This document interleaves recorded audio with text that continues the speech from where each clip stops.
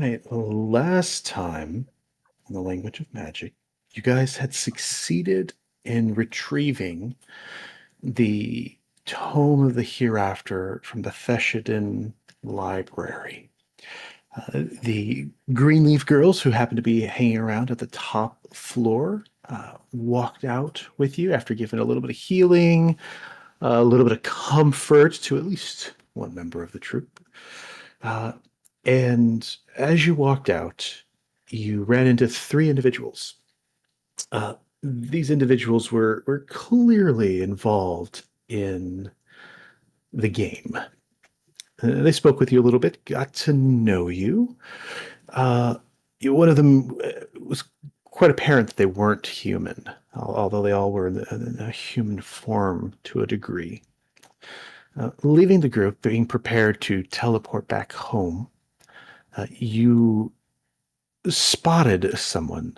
Uh, you know him as Big C, a Slod who takes the form of a human who was investigating a very small disturbance of chaos that was felt. And he had run into Roberto, Bob. Simon, seeing that Big C was in desperate need of escaping the unusual chaos that is Robert, recommended that Bob speak to the three dragons. And he did. He was very, very happy to go and talk to the dragons. The next morning, back at home, Simon found himself in a peculiar situation where he was trapped in a tub, obviously gently placed there with a massive golden scale on top of him, pinning him. It took some time, but eventually Simon got to be freed. He recognized what he had done and who he had bothered. But I digress. Back at home, you all felt new experience flowing through you, improving yourselves ever so slightly, and all leveled up. From there, you checked around the town just a little bit and looked for what you might be interested in doing next. And so from there, we'll go ahead and return you all to your bastion in the morning. After a nice long rest, the amount of time that's passed isn't that important. We could say it's a day, you could say it's been a couple of days, but as you guys have discussed what you're planning to do next.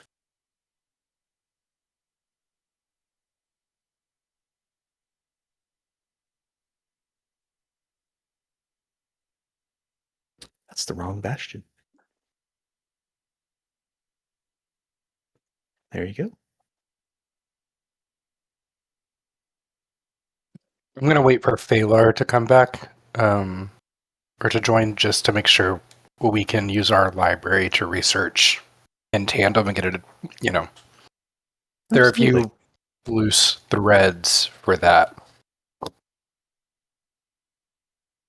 Absolutely.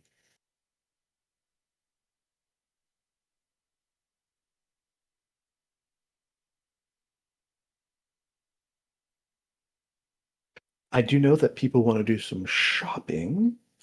So if anyone wants to do that, let me know. If you are going to be traveling, obviously, Syl's teleportation is always at your disposal. Just let me know if you're planning to leave town to do any shopping. All deciding on where we're going to go next, was that like, are we assuming that was in character or out of character? I figured that's something that you guys can be discussing during downtime. So if you've determined that you want to go off to the forest in the west, like, if that's determined between sessions, that's totally fine. But if you want to have in-game conversations about it, that is of course also more than welcome.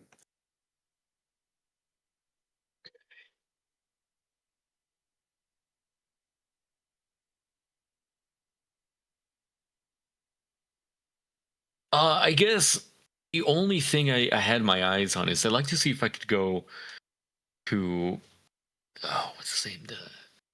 this guy's junk, Jasper's junk, and I like to see if I can tell him a good story.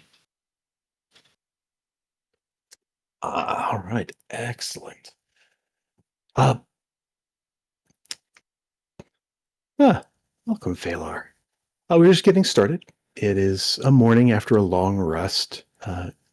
If you haven't done so already, you guys last session did all level up. I believe you guys are level 8 now. Oh, fantastic. I did not, but that won't take long. Right. And you guys are going to go do a little bit of shopping. Darren is interested in going to Jasper's junk and telling Jasper a story to see what kind of a deal he can strike. Again, in the morning in your bastion, you guys wake up, talk about what you want to do, want to handle some of the wealth that's been given out to you. And I do believe Simon knows how much Phalar was given as far as a reward. You guys, Consuela prepares breakfast for you all, spicy omelets and so forth, and you head on out to Sills to utilize his teleportation circle so that he can get you over into Jasper's junk and into that area of the world.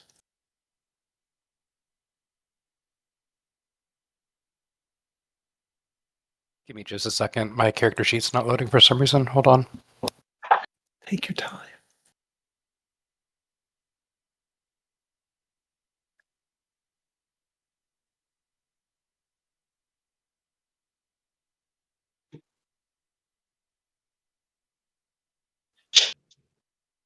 What loud? I believe we were given 2,000 platinum. Right. Yep. So that's what we got for completing the quest, Valar. Each or total? No, each. Each. Okay, gotcha. Cool. I will put that in when I'm done clicking through the level up thing. Yeah. And be careful. There's a lot of stuff there turned on that you might have to sort through to find like the 2024 stuff. Oh, it's all good. It was just a ABI for me. Gotcha. So you guys arrive at Sill's mansion like you have many times in the past, and usually the door is either open for you on approach, or you could just kind of walk in. But this time, the door is actually closed and it's locked. But there's a knocker on the door. So after approaching, not being able to just walk right in, eventually somebody in the team goes up and they knock on the door. And after about a minute, Viridian comes and opens the door for you all.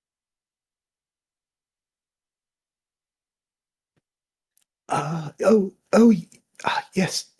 You can see he's not exactly nervous, but he's usually a little more relaxed around the group. And he's like, excellent. Master Still, we're very happy that you're here. If you would, he has some guests. They are in the theatre. If you could head in there, and he points to the door directly to your west. I'm sure he would be very appreciative of you of stopping by. And he kind of steps out of the way, smiles, bows his head ever so slightly toward the group, and kind of ushers you with his right hand toward the other door. Hey, DM, didn't Syl buy the Afrit bottle from Jasper's junk? No. He bought something else. I thought he bought the bottle. Okay, never mind. Sorry.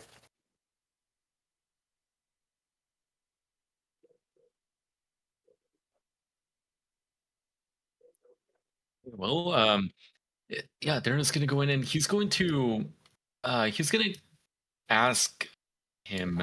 He's gonna maybe get a little bit closer and whisper, "Hey, the guests that he has over, are they like? Should we be careful around them?" Oh, no, sir. Just Just make sure you don't get underfoot.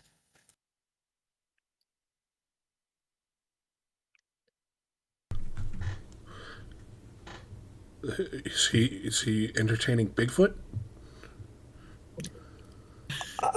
His eyes go a little wide and looks at you. I wouldn't say that exactly, sir, but he does have guests over. With Bigfoot. As I said, Okay. with Big Feet, yes, indeed. I wonder if it's the dragons that trapped me in the bathtub under a golden scale. What I assumed happened, it Simon? was. They didn't like me sicking Roberto on them. I've heard of that happening to other people. Or are your kidneys okay? Yeah, there were no marks on my kidneys, or where my kidneys would be.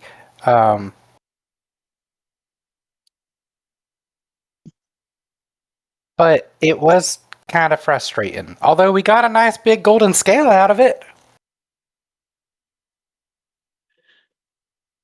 I guess that's good. Just keep an eye on your kidneys. Yeah. As you all begin to approach the doors, Viridian kind of scoots over ahead of you. So, I should announce you.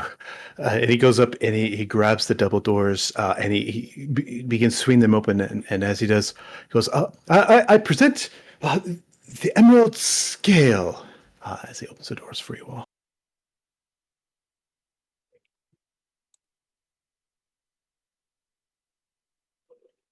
I can't see anything, DM. That's okay. Just move forward. Oh no. Yeah. Freudian Let me know wasn't if you kidding still about can't the big see. feet. You open up the door, and inside Sill's theater, there is almost no space whatsoever, as dragons of tremendous size seem to be filling up the room, and they all stop as the doors open. With the slight bit of sound you heard when the door forced open, there was nothing beforehand, and they all turn and they all look at you. You see 7 dragons of various sizes, those equal to Sill in size, and some that are larger. And you recognize the gentleman by the name of Rick, just kind of sitting down with his legs crossed, still in his human form, over in the corner of the room. And as you come in, Sill goes, excellent. Please, come in. And he points towards the center of the room. Oh, would you all please come and sit or stand here in the middle of the room, please? I'll be happy to introduce you to my friends. DM, I still can't see anything. I can see like the health bars, but I can't see anything other than that. All right, let me see what I can do for you. Sorry about that, man. Have you tried opening your eyes? No. Any difference? Just troubleshooting here. Any difference? I might be blind.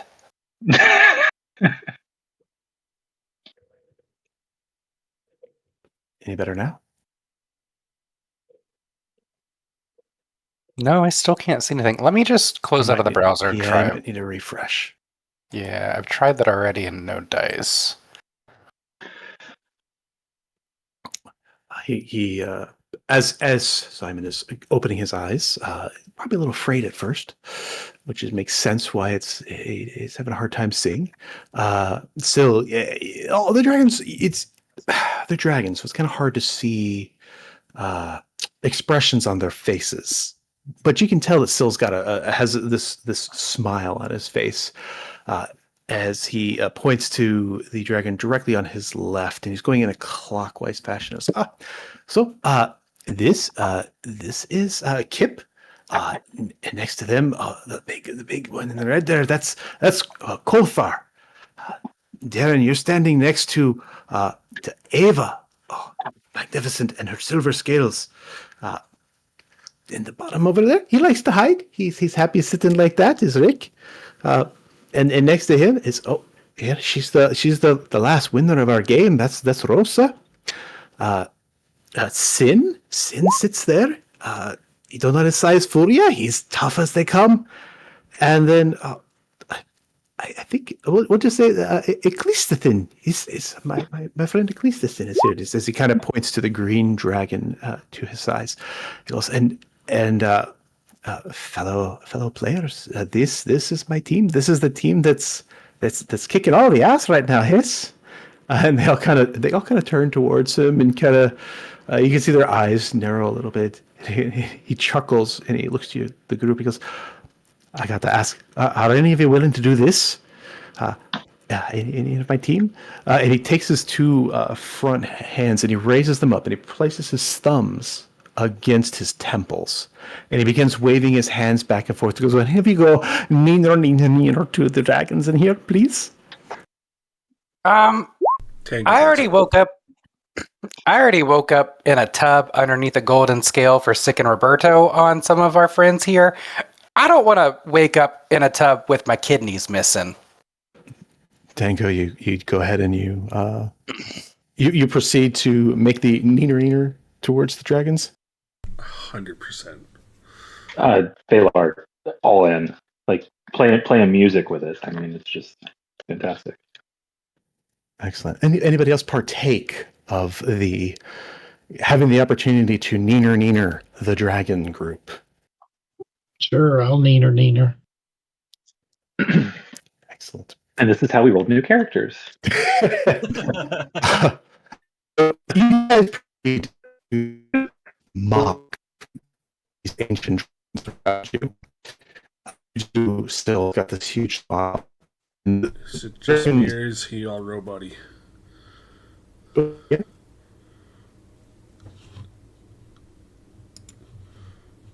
Is it my Discord or someone else's? Robot too? It might be me. Sorry for interrupting.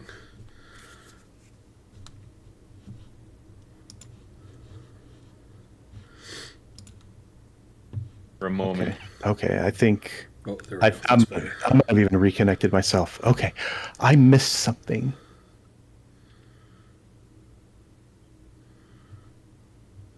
All right, we'll continue.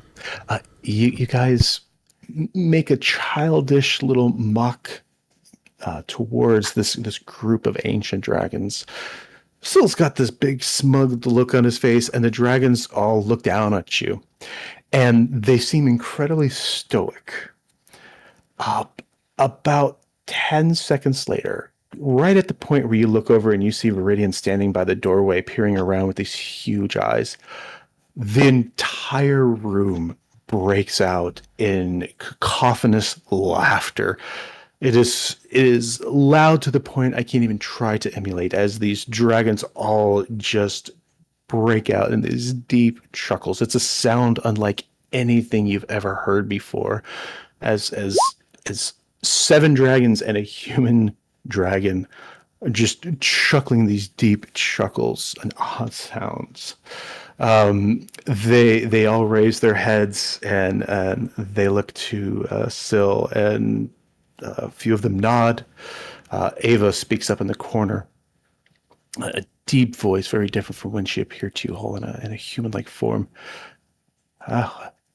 Your group is definitely worthy of the game. You see each of the dragons, each in the room, in some way or another, put their claws towards either their chest, over to a shoulder somewhere, and they pull things out of their scales, and they flick things towards Sil, and you see several bags land at his feet. You see huge gemstones slide across the floor to him, and he just goes and he kind of scoops it up, and you're not quite sure how he does it, but he tucks it all underneath the scale, and he looks to the group of you all, says, "I knew you'd do it. Fantastic. Viridian, bring them the little reward." And you see him kind of peer around from the corner, and then Viridian walks in.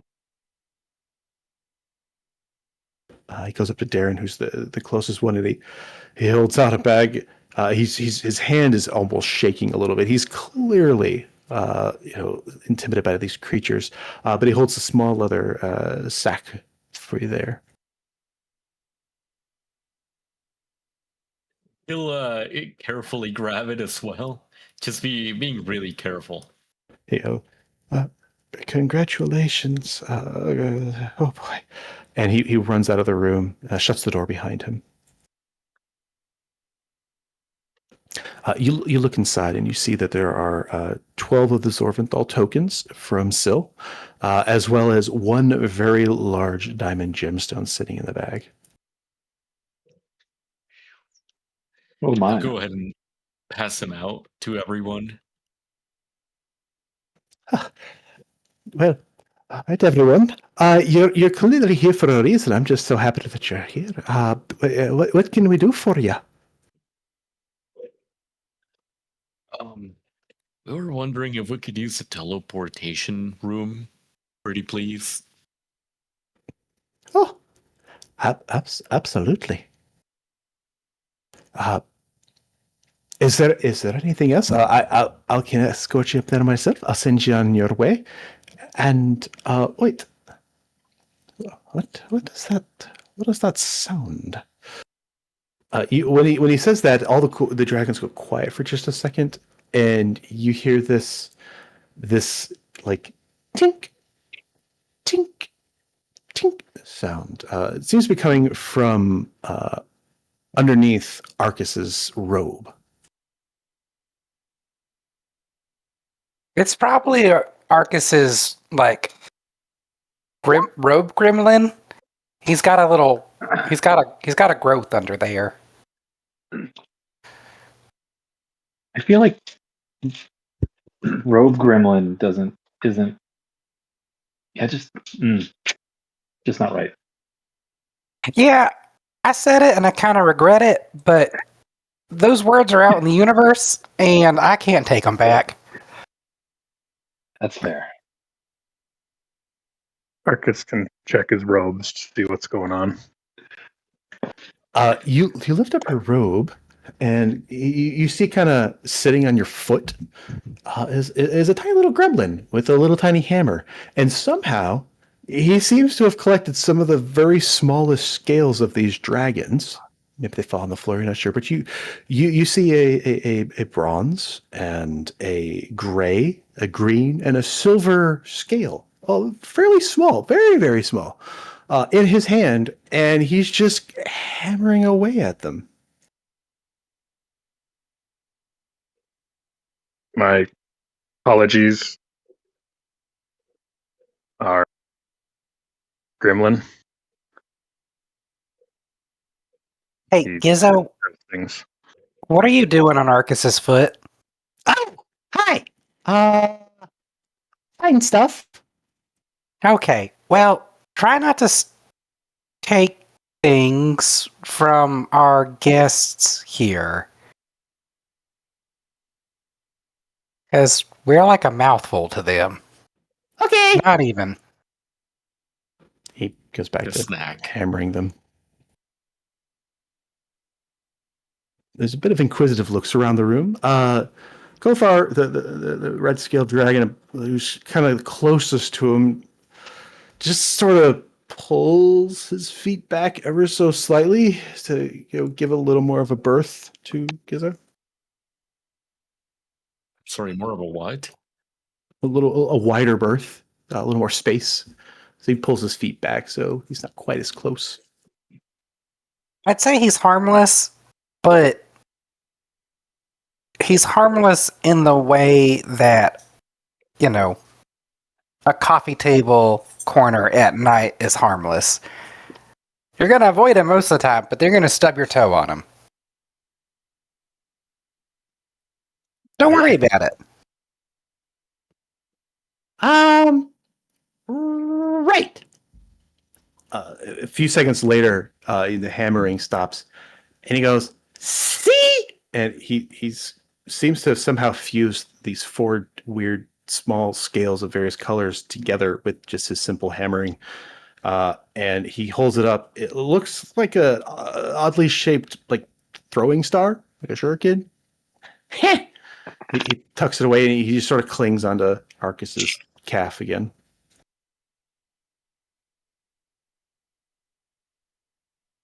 Again, I apologies, but he is quite good at making things. A problem? Yeah, well, there's that too. Should we take that from? I'm worried that's going to end up in somebody's eye, and I know how that feels. Well, you know what, though? Maybe it's going to end up in the right person's eye. I wouldn't worry about it. What's the worst that could happen? I am offended. Oh no. Yeah, I said it. Rosa, in the towards the bottom right here, she kind of brings her head down low and gets her chin close to the ground, just to kind of look between your legs towards Gizzo there. When she gets lower and you can see her eyes, you see those same eyes that you saw in the woman a few days ago, who was clearly not quite a human. And with a deepened voice, she goes, "Well, I'm sure he's harmless enough, for there's only one of them. But I would certainly be careful if he ever found a group of his kind." And she chuckles a little bit, and slowly raises her head back up. She seems to be quite amused by the situation.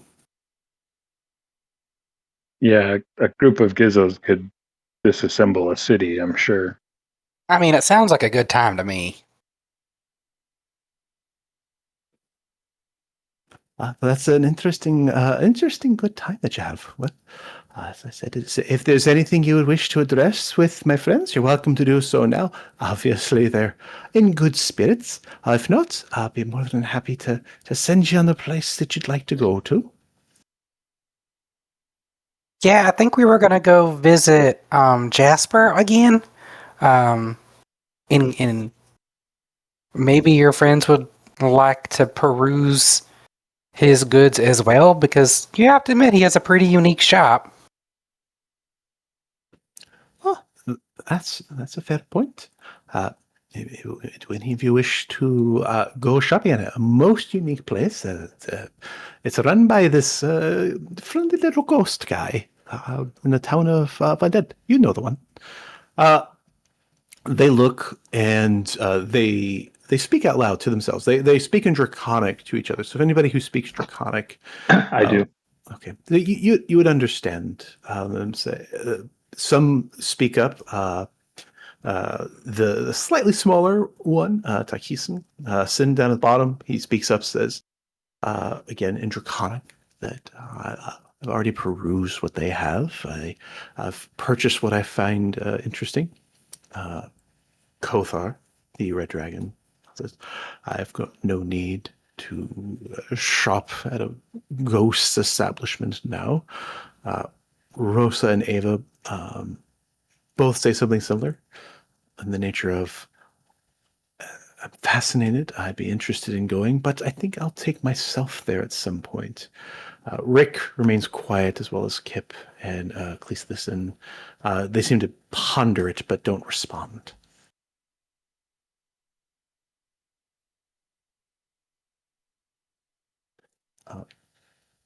I'll whisper to those that don't speak Draconic. I don't know how many of us do. With that, Syl says, well, all right then. If you don't have anything else you'd like to do again, I thank you so much. You guys, you never fail to disappoint. But I'll go ahead and I'll take you up right now, and then we'll see you on your way. With that, he turns and begins to kind of like step up onto the stage that's in the back there. And as he takes a step, he brings his rear leg up, and you see him more or less transform into his Kasuni form as he steps off the back of the stage. It's like, I'll meet you all upstairs. It was wonderful meeting all of y'all again. And for those of you who I inadvertently sicked Roberto on, I again apologize. And he's just gonna like leave the room. Ava, the silver dragon, as you begin leaving the room, her head is massive compared to your body, leans down, and in this deep whisper says, oh, that's all right. You're protected. We can take a joke. And you're currently protected. But your joke wasn't really funny.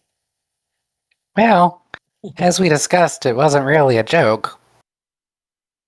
But I apologize again. Have a good one. She speaks through her teeth. We're going to assume that was a joke and not an attack. Come on, Simon, we gotta get going. Look at the time. Time to go. Wow, are the rose scales like shining?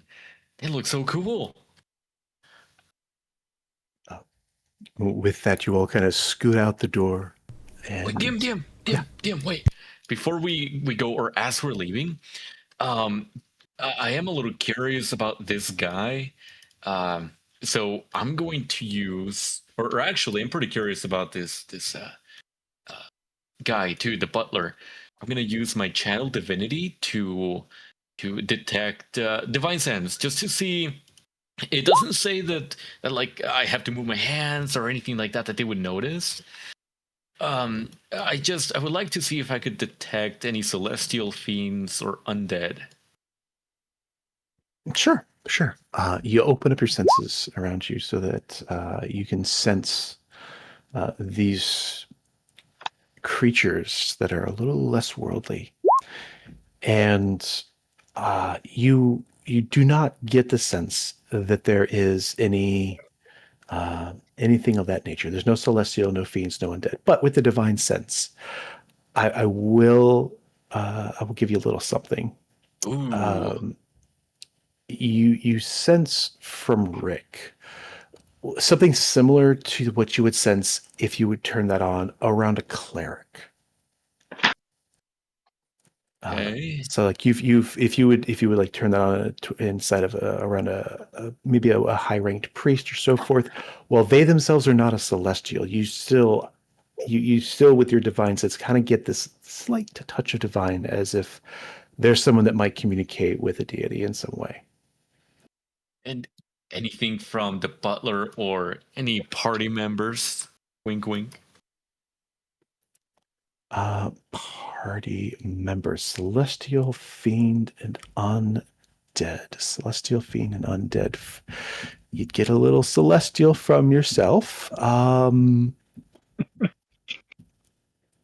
I don't think you're picking up anything from anybody else. If I'm not mistaken. I don't think we have any ASMR that I'm not familiar with, so no. Yep. Would he get Azamar? anything? Would he get anything from the mark that I got? No, he would not get anything from the mark. Okay. Any fiends over here that might be carrying a staff around? I mean, Arcus is a tiefling. I don't know if that's a fiend. No, you don't. He's not hiding it. You don't pick up fiend from Arcus. Oddly enough, if your divine sense were like sonar, that would reach out and like hit off of something and return to you, and you would then be able to pick up the wavelengths, so to speak. And most of the time, it's like mundane. Ooh, a little bit of divine over here. Cleric. Okay. Oh, that's an undead. You could feel those waves kind of come back to you.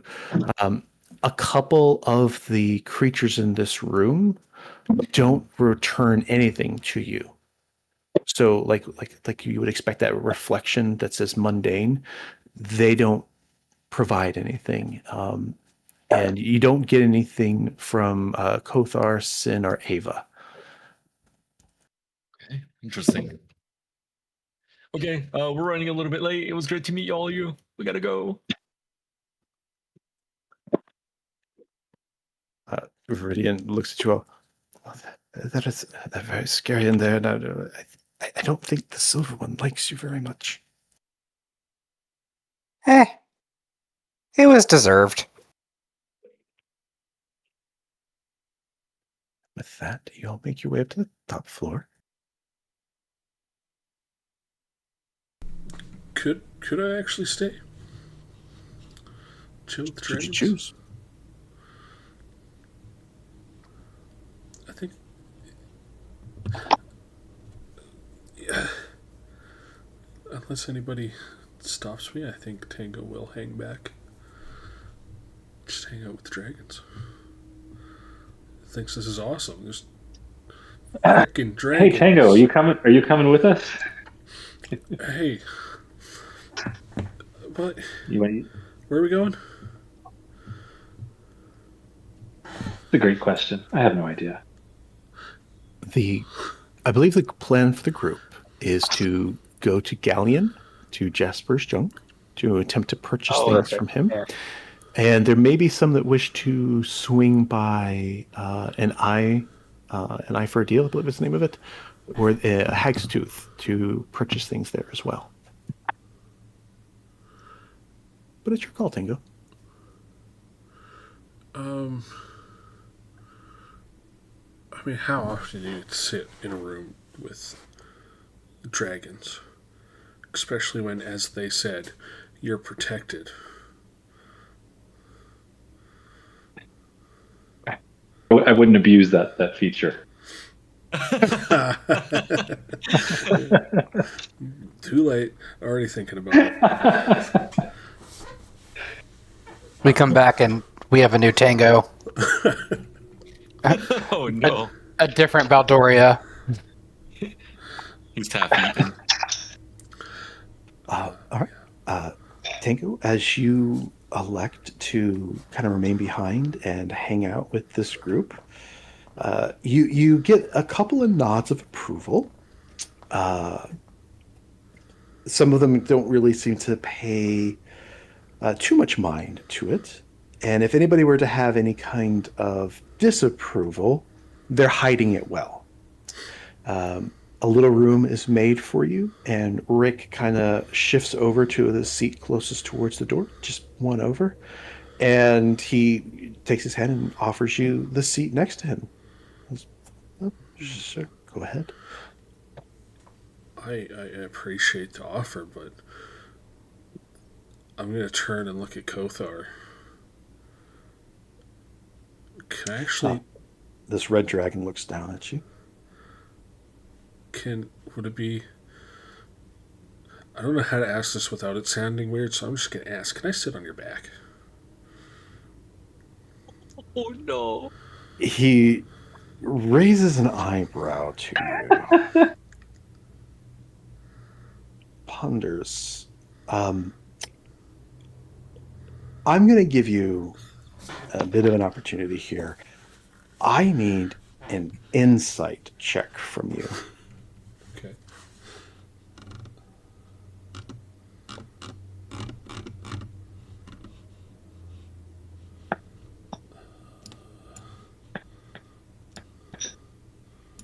What is going on with my character sheet? Where are my skills?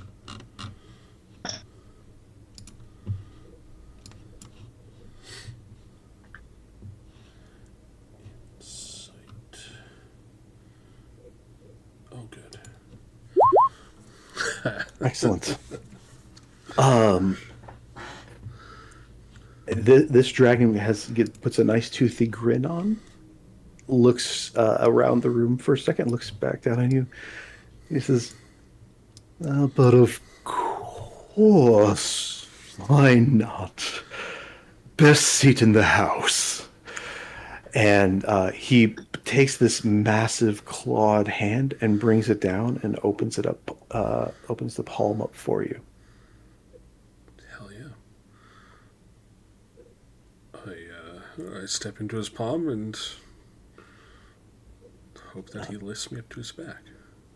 He raises you up and he sets you down basically at the base of his neck. Perfect.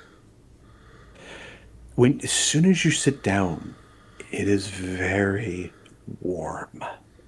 And as you sit on him, at first you feel like you're about to burn. It reminds you of when you had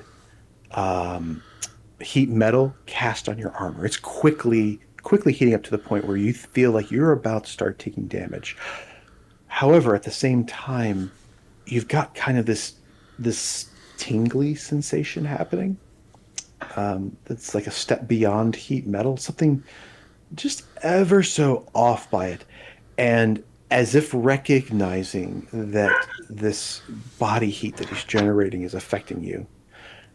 You almost like you feel like tiniest little like muscle tense up, and the temperature quickly reduces so that it's right before you start to take damage. That heating effect slows down. Perfect. I think even if I noticed it right away, I would try and pretend that it was not a problem up until I start taking damage. Oh, whoops. And, I didn't mean to cast that. What are you trying to do there, Simon? yeah. Completely on accident. Yeah, play it off as like totally cool, and just sit here and try and listen to their conversation until there's like an opening or an opportunity to kind of ask them some questions. But don't want to take up too much time here. So Sure. So, a couple of things. One thing that will happen is Kothar and Ava will probably kind of look at each other, and then Kothar actually takes his head, and it seems to elongate ever so slightly. He turns his head around to look towards you, and the two of them speak to you in Draconic for a moment. Do you speak Draconic? I smile politely. Okay. With that, I love it. they nod to each other, and Ava speaks up. We'll make sure that if we need to, we'll converse as such. If we need to keep anything from you, no offense, but we will try to remain using the common tongue as long as you're with us. And she kind of smiles at you, especially now that the little shit, the little what I call him, a grape stain, has left the room. Fair enough, and don't feel like obligated to not, speak your native tongue, normal tongue. Just for my sake, I'm just happy to be here. I'm so glad that the dragons love me so much. So You really made an impact in a profound way, Simon. the little gray one, when you mention that you are happy to be there, lucky to be there, he kind of looks up to you for just a second. And it's like, you should feel lucky to be here. Which the remark is met with a few terse glances from around the room. One other small thing that happens, there'll be some conversations that go on, but at one point, someone kind of sits back. It's Rosa, the large in the bottom right, sitting next to Rick, and she goes, "Oh, you know what this reminds me of?" And she raises up a claw, and you feel this illusion kind of fall over you. And the dragon that you're sitting on, some of his scales turn black, so it becomes this black and red dragon. And you look down at yourself, and your skin looks kind of this bluish color, and your armor changes from a green to a red color for just a moment. And around the room, you hear these truckles from the dragons. Not so much that the belly laugh they got when you guys neenered them, but they chuckle at her little joke. You can make a history check to see if you get the joke or not. Okay, I'm good at those. Not good at them today. You'll ponder it up, and you don't quite get it. But they seem to be enjoying themselves. And the best thing that I can say is that you don't feel like they're making fun of you. They're just see a joke opportunity and are making it. Gotcha. All right. With that, the rest of you will make it up. Silamus Kutsuni forms the satellite off to Jasper's Junk. I'm sure he'll be happy to see you guys. He always is. And he holds his hand out towards the teleportation circle as you all gather in it. It illuminates. You step onto it, and in a flash, you appear in Jasper's Junk. I'll move you there. So I should have. I keep forgetting there's a search.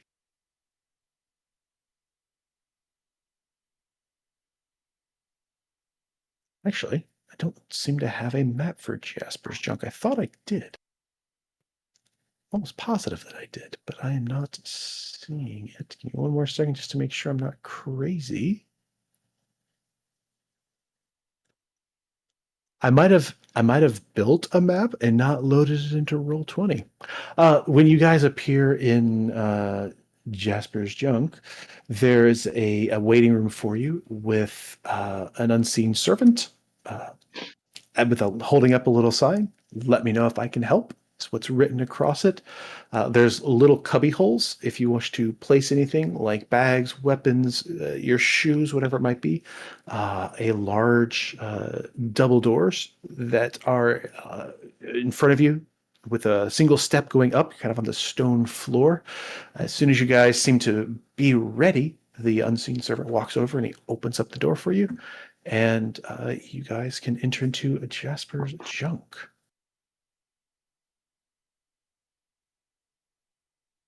Before we go into the shop, DM, Darren would like to ask his friend Thalar. He would say, "Hey, Moonstring, I have a question for you. Would you give me some a pep talk, some advice? I'm not the best at haggling, but if you could give me some advice to give him a good story." I know you bards are all about telling stories, right? So, is there something, any words of wisdom that you could give me? I mean, gosh, we probably should have started a few short rests ago, but if I had to think of anything, I think it's just be authentic, because nobody else can be you, and that's the story. Oh, thank you. That was really inspiring, you know? I try.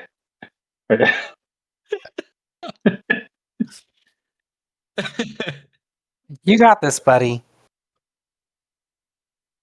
All right. He's Hang gonna on, go in the I might be able to help you with this. Hold on. If I brought the right spells. I did. Look at that. no way. Whole hour. Woo. I don't know what you want. Probably charisma. Yeah, charisma would probably be better.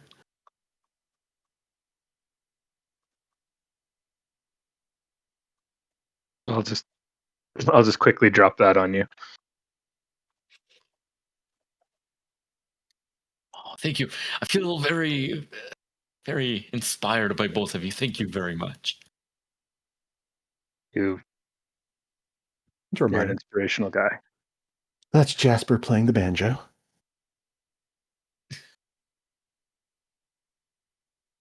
Oh, and is that the necromancer on the left side?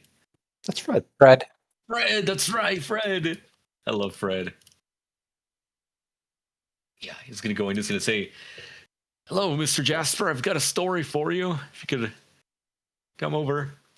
You open the doors and he perks up immediately, big smile on his face when you guys walk in, and you start telling him this, and he's like, "Oh yeah, okay, hold on," and he goes over and he grabs the legendary wooden chair from the side of the room and sets it down and points to it and says, "Oh, please, sit there." And he then begins to like cross his legs and sit, pretzel style, but he's like floating in the air a little bit. And he has this look of intense anticipation right in the middle of his shop. Okay. So, DM, I got a question for you. Let me know if we needed to do it the normal way, or let me know if this would work. But I'd like to see if I could just kind of have Phalar help me out, since I've been traveling with her for them for a very long time.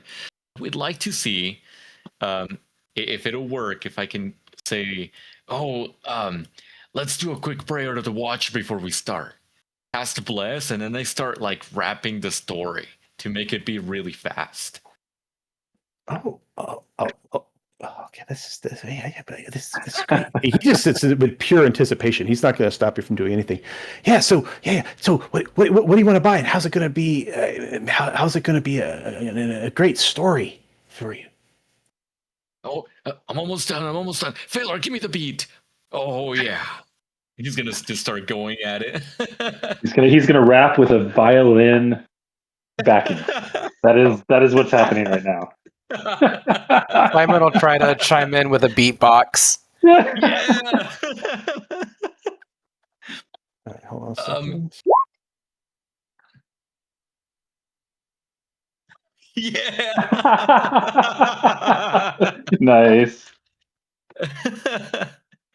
He has this huge grin on his face as Phalar starts dropping a beat for you, and he is captivated by whatever it is you are saying.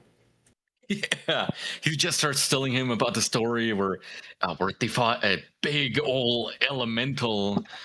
Oh man, I should have gotten something ready for the session. Can't think of anything. He's gonna tell him about the story where we fought the elemental, about how Baldoria just like jumped up and how he climbed the bookcase, and how it there and just flew up and was fighting the elemental midair, and yeah, he's just gonna keep on going, trying to make it last under a minute if possible. Okay, all right. So that's amazing. Yeah, I fought an elemental once before, but wait. He stops for a second and he starts moving his head. Yeah, I fought an elemental before. They were really tough. It was lots of fire. I almost died like 17 times, but I survived. Yeah. Ha. Yeah, they're just gonna start cheering too. Like at this point, he forgot about really everything. He's just really into it now. That's like amazing stuff. So what do you want to buy? Are you wanting to buy an elemental? I don't have those for sale. Oh no, not an elemental, but imagine the stories that we could tell if maybe this really fancy belt could have been used by us. I knew it. Imagine arm wrestling the next big elemental. Oh yeah. So you're thinking that you could wait. Wait. Okay, there's Darren, and he wants a belt. It's gonna make him strong. He's gonna grab fire and push it on down, cause he's gonna have a fire giant belt, and it's gonna make him say, "I can take on the fire." Bam, bam, slam it on down. Yeah, like that. Yeah, that was perfect, just like that. Oh yeah, I always had Fred come up with the rhymes, so it's kind of hard for me. But okay, yeah. So all right. So if you want to buy the belt, you gotta promise that if you find that opportunity and you arm wrestle like some big giant elemental or something else, you gotta come back and tell me the story. On the name of my father, I promise you this. Oh, okay, cool. Yeah. There you go. It's he goes over. He kind of floats. Yeah, tell me the stories behind it, and he starts to hand it to you. Oh, I gotta charge you something for it though. What do you think's fair? Well, I can give you all I've got. Oh, Let me see. I've got all my platinum coins, all my gold. Oh, look, I even got some really fancy boots over here. oh. I mean, that sounds like a lot. How much platinum are you offering? 2,216. That's too much. Here. Okay. I don't remember. This is a business. Okay. How about this? And he pulls over and he sets aside 20,000 gold worth of platinum. He says, "How's that? Is that fair?" I think that's fair. what if we just leave the rest for as a tip? I don't need a tip. No. That's fine. I just gotta make sure that I got enough so that sometimes if somebody wants to sell me something. Okay. Sure, that will work then. Oh, yeah, here you go. He hands you the belt of giant strength, and he takes 2,000 platinum from you. Okay. And Derek's actually going to write down the lyrics that this guy's giving him because they're actually fire. I have a transaction I'd like to do with you if you don't mind. You see, this wand I have here was given to me by Astrophy, one of our, I guess he used to be the god of magic, and it served me really well. Like, I helped out when we fought that giant elemental. You know, every spell that I've cast since I've gotten it, excuse me, He stops you in the middle of your talking. You guys fought an elemental, and it was fire, and it probably made you guys really dry, right? Because they're all hot and stuff. I have got so much lotion. Do you guys want to buy some lotion? It's really great for the skin. It is great for the skin. I've already bought some, but I'm actually wanting to know if I could sell you my wand of the War Mage and get your wand of the War Mage with a little bit more, because this one seems like it's the same as mine, but that much stronger. Does that make sense? And see, this one was given to me. We were on a quest to find the answer dragon, and on the way there, we ran into Astrophy, the god of magic, or the older god of magic, and we met his dog, and we met a sphinx. He's looking kind of confused, kind of lost at this point, like you're losing him. Hmm.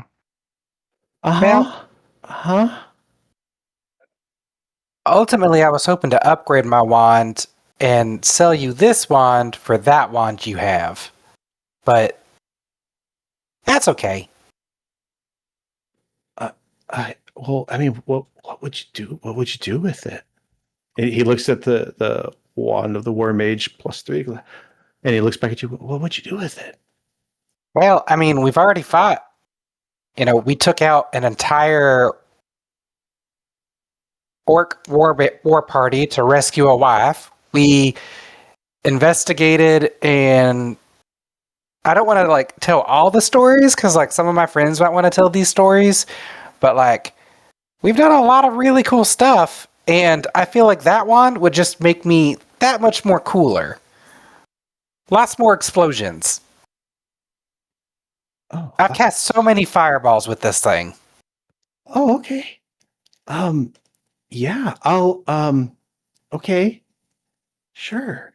I mean, I'd really like it if you were like, oh, I'm gonna march up to the most biggest, baddest thing, and I'm gonna take this wand and I'm gonna point it at them, and it's gonna channel all my magic through it, and from it, it will flow, and it'll fire off like a beam from the beak of a phoenix, piercing my enemies and toppling them to the ground. And he's like being really animated as he's giving this conversation to you. Like that would be amazing if it did something like that, right? And then he'll discover the true origins of magic and save the entire world. Yes. I mean, that is kind of what we're great.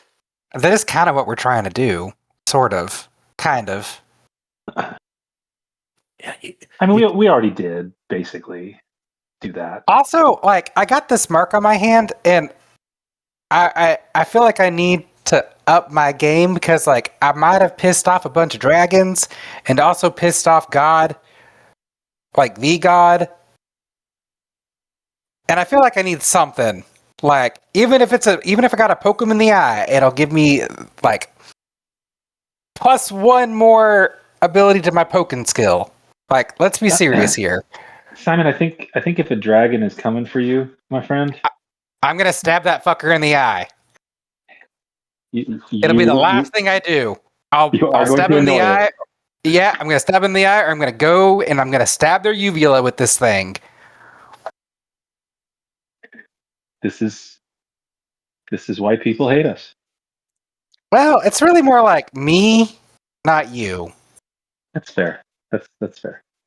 I was half tempted to tell that silver dragon that she looked like she's starting to tarnish a little bit. I think it's a good idea we left. Yeah. I maybe write these ideas down, workshop them during like. Maybe I shouldn't write them down because then they might become. It might come to fruition, and then I'll just die. Okay, so I get it, and having the stories is great, but it's how you tell them, right? You gotta project the adventure, right? Like there's these stories about this great fighter who like drinks stuff to make himself strong and so forth, but he's really really boring. But he's got this friend who tags along with him, and his friend tells a story for him that makes this sound so amazing and epic. You've got the stories, you just gotta find out how to tell them. I'll tell you what, I'll take off like 3,000 gold off the price because you tried. That's still outside my price range, but I'll come back and try next time. Oh, okay. Well, Simon, maybe I can help. No, it's okay because like this one really was like the more I started talking about it, the more I realized I am kind of attached to this thing because Astrophy did give it to us. And how many times are you going to meet a god who gives you stuff? In this campaign? Well, more than like a scar. So what you're telling me, Simon, is while you were telling your story, you got sentimental for what you were trying to give up and changed your mind? Yeah, Is that that's how we're gonna roll Steven's inability to tell a story. I love it. I love it. So during the negotiation, you talked yourself out of buying the thing. Yes. That's how we're gonna go with it. Oh my gosh. It's perfect. That's terrific. It's Simon. Jasper's loving your interactions. He's just rolling on the air, laughing. Mr. Jasper. Oh yeah. Hey, have you ever heard of Uglyph? Uglyph. Oh, are those the green demons that hang from the bottom of a ceiling and drop on top of people's heads?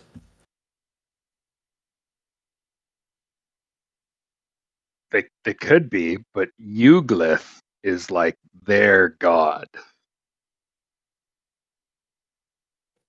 Oh, I was thinking Ugoloth.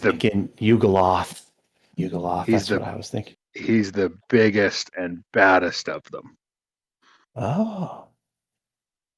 Well, No. Uglyph, he took my best friend's home away from him. I'm so sorry. And I'm wondering if I can help.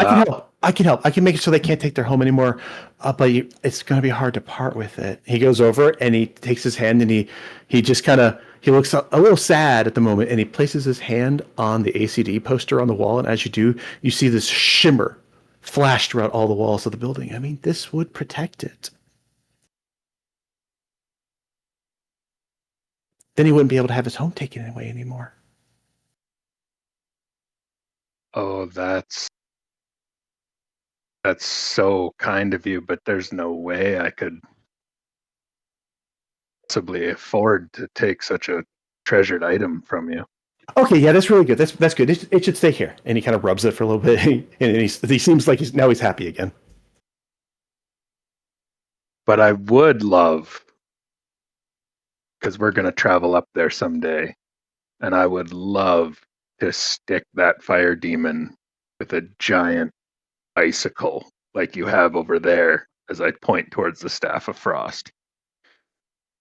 Oh, So yeah. That would be great.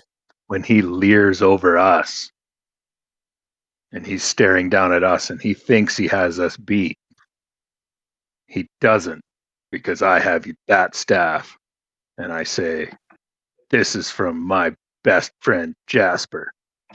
And kapow! And then my friend gets his home back. That'll tell such a great story. Oh yes, you've got to take it. Yes.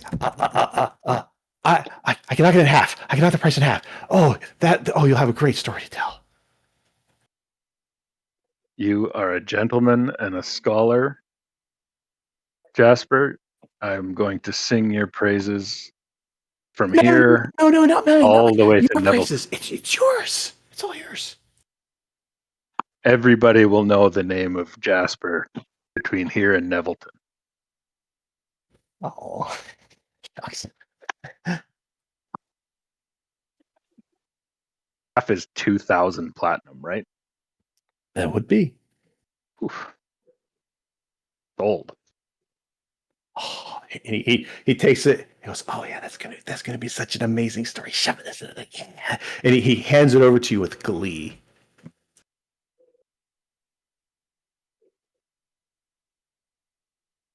Wonderful.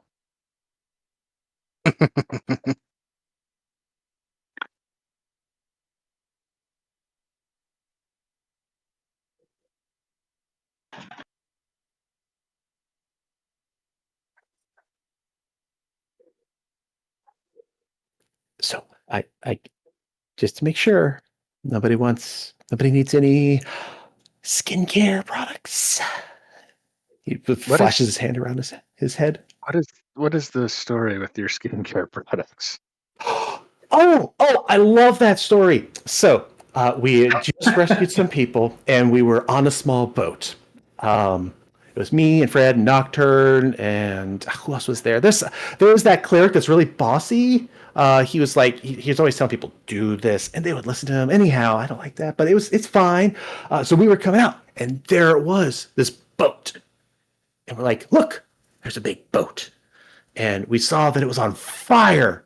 And there was a Tyrannosaurus Rex on it. And we're like, we got to help everybody. And so we went in and we helped people. We got them off the boat and we saved everybody. And the boat was sinking. And they're like, hey, as a reward, you can take whatever you want. And we saw, look, there's a crate.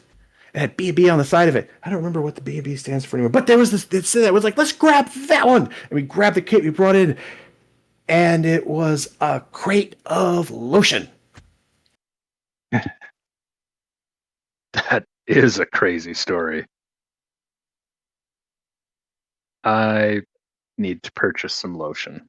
I need some of B&B's lotion. I need that story on my body. It's really good. Yeah, it's great. I try to apply it. It just goes right through me. Simon I'll take chuckles. 2 shots of BB's lotion.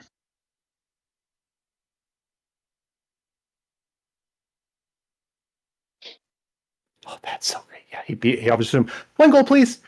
He seems to have he seems to offer absolutely 0 discount on the lotion. He wants the gold. Lotion is very important. Yeah, it's really why I opened up the shop. You see, we got all this lotion, and I was like telling Fred all the time, I'm like, hey, I've got all this lotion, and we got to do something with it. Who would need it the most? And we're like, oh, if we find more people like us, right? Like people that are a little like life challenged, they'll need to have their skin moisturized all so much. It's like, please, if we ever find more of us, I gotta be able to sell on my lotion. And then we found this place, and it was perfect.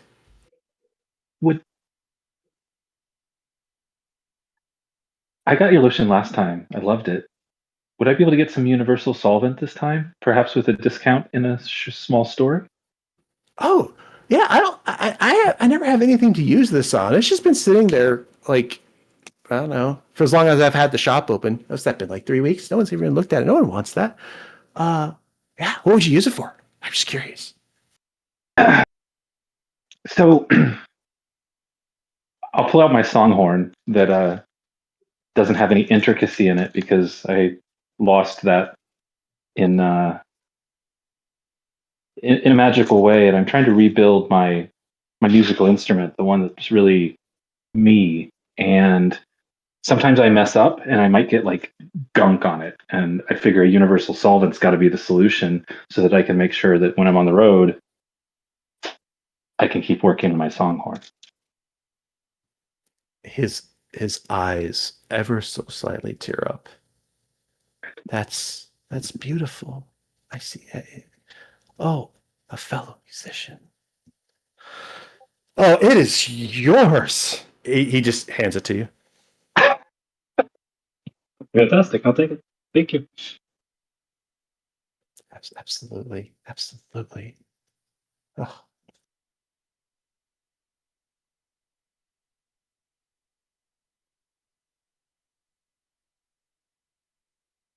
I will put it in my. So we've bought the Universal Solvent, the Staff of Frost, and the Belt of Giant Strength. I will remove these from the shop.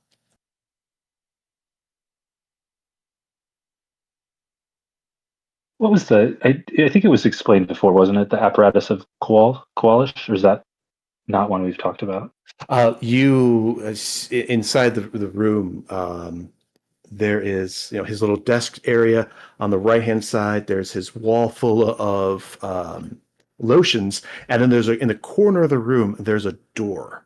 It's a not very big door, and when you kind of look inside of it, there's this room on the other side. The only thing for sale in there is the apparatus of Qualish, a giant submersible crab-like object that is impossible to get out of the room. It is larger than the door, and there's no other door to get it out of there.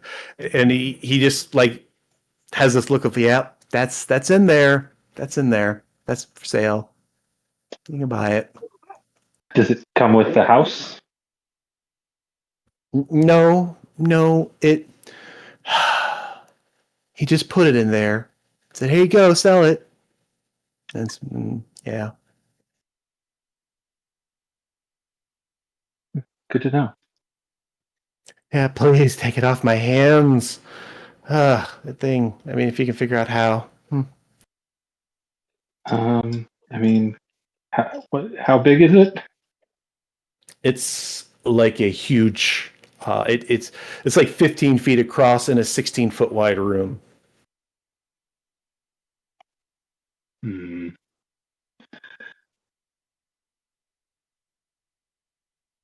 I don't think I have any way to make it Honey, I Shrunk the Kids at the moment, so I may be back for that. Okay. Do you want it, Phalar? Because I can potentially shrink it, but I don't know if it'll work.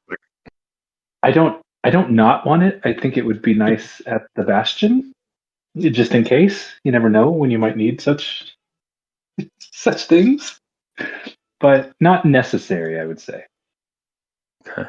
Maybe we pass for now, but I'll take some measurements so that next time I'm at the bastion, I can see where it might fit. That's very smart. Oh, Jasper, before we go, this poster very you smart. have, Yeah. I wouldn't really take it. You're just wondering, would it be able to maybe prevent some of the scaly variety of people from coming into a house? Maybe like a dragon, for example? Oh, this thing's great. I take it everywhere whenever I get a new place to live. It got enchanted by somebody who really knew their stuff. Yeah. But yeah, it like totally protects things. You'd be like, I don't want these people in here, and bam! It's like Fred's got this spell that he casts that he only lets people into this like special little place that's like really nice inside, and it basically does the same thing. Interesting. Just wondering, just asking.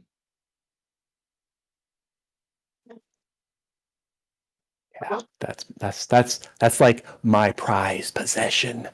We were starting off early then. We were just getting started. Had our sponsor and everything. It was great. I thought the chair was your prized possession. The chair, that chair is my prized possession. Oh man, that was such a good interrogation in that chair. Yeah, definitely. Interrogation. Oh yeah. That's just pure memory bliss right there.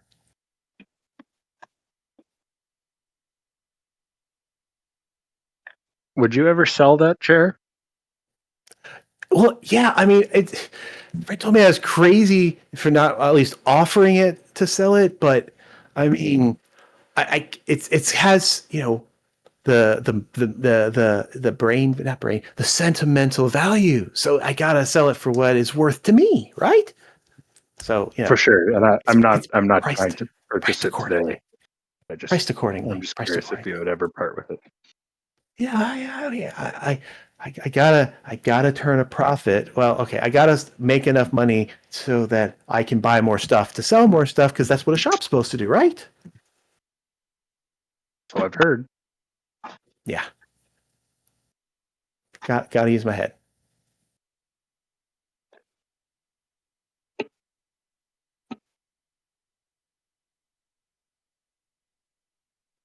Anybody wish to do any other shopping in Jasper's?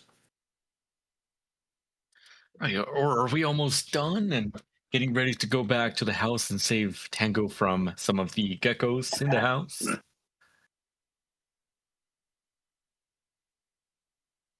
Oh, I do not know. as I mentioned, I think somebody did mention they might want to go to an eye for trade in Hagstooth. You guys are close to that. Yeah, I was wanting to go there. Yep.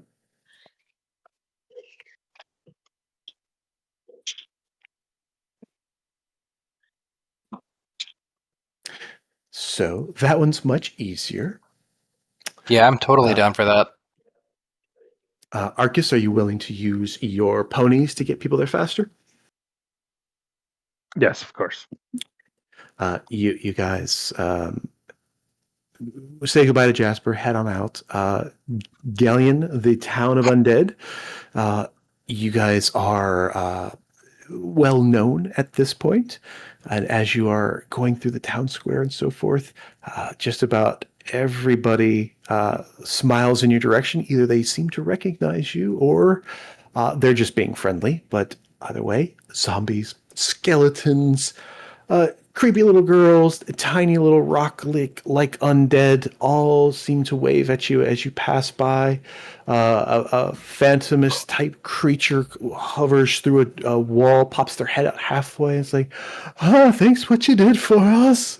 As you get towards the edge of town, and Arcus takes the time to begin summoning his phantom steeds. You build them up and rocket off towards the town of Hagstooth. Doesn't take you guys long to get there. It's a fairly uneventful trip. The town is similar to what you remember. Doesn't smell that great. The inhabitants, while they are not undead, are probably less clean and not quite as fun to look at as the citizens of Galleon. But you go into an eye for trade with the two hags in place there. Their wares are at your disposal. And what would you like to purchase?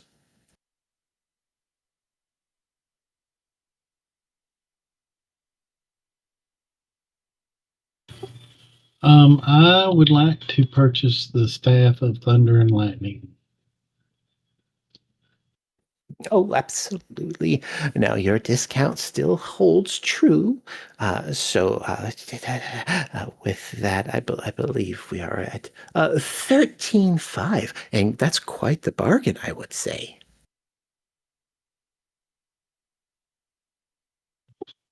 So would I. I'll give her the money. Oh, thank you. You're quite the interesting one, aren't you? I like your horns. Come back anytime. Can I get the gauntlets of ogre power?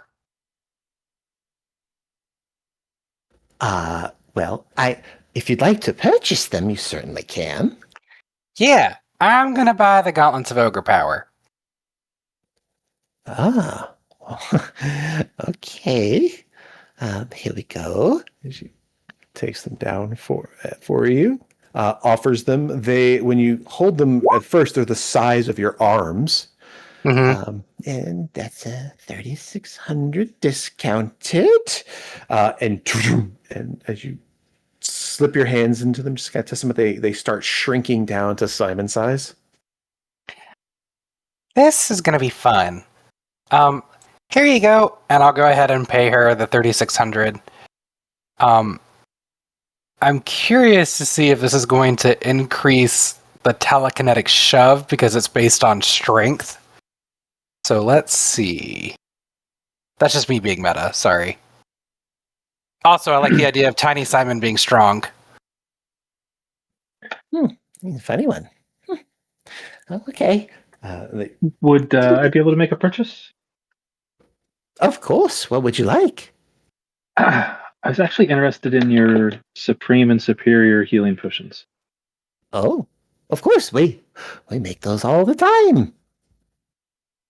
I will take all 4 of them, if you don't mind.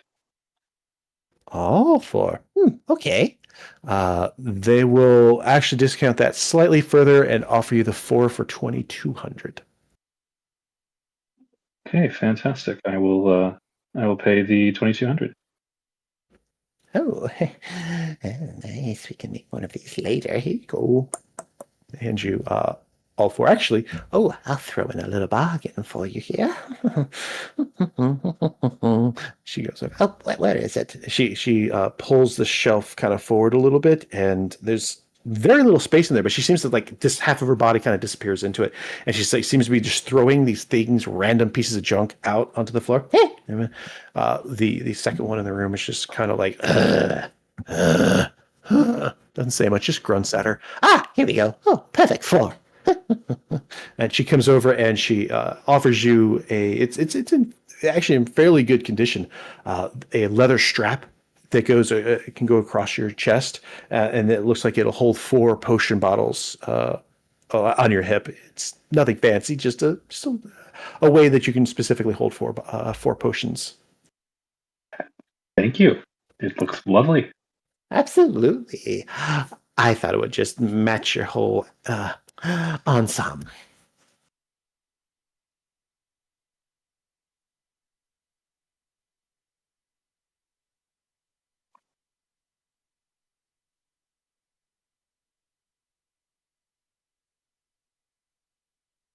I'm just adding them to my equipment. I think that's all I wanted from there.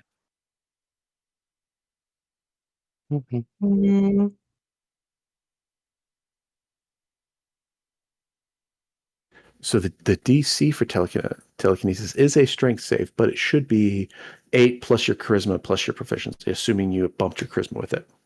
Yeah, it's still showing strength on mine. Yeah, it's saying the DC is 11 for strength.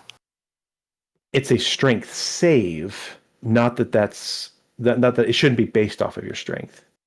Right, what I'm saying is like the DC is 11, but Yeah, it's just not calculating correctly. It uses your spell save DC.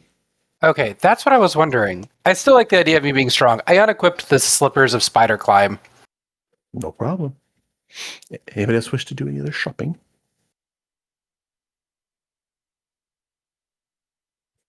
Let me double check. I don't think so. Now, you guys did just receive the reward from Shil. You have enough tokens. Tango would still have 2 extra, where you can teleport back immediately using those, or you can leave Tango alone for another couple of weeks as you find passage. I mean, could we not teleport using Jasper's teleportation circle back? You absolutely can. Can you cast the teleportation circle? Biscuits. Okay. Yeah, I don't know if that I want to leave Tango for a week. What? Why not? Yeah, that seems like I'd like That wouldn't be the best. he'd have like a side racket. It would get weird. I mean, I trust Tango. I just don't trust people around Tango. Based on what do you trust Tango? I mean, he's got a good head on his shoulders. I've got some beachfront property in the desert we were in a couple days ago. If you're interested, buying it. Okay. I just remember interaction with the Greenleaf girls, but I suppose it was harmless at the end of the day. You know, I wonder if he and that lady friend of his is gonna end up together.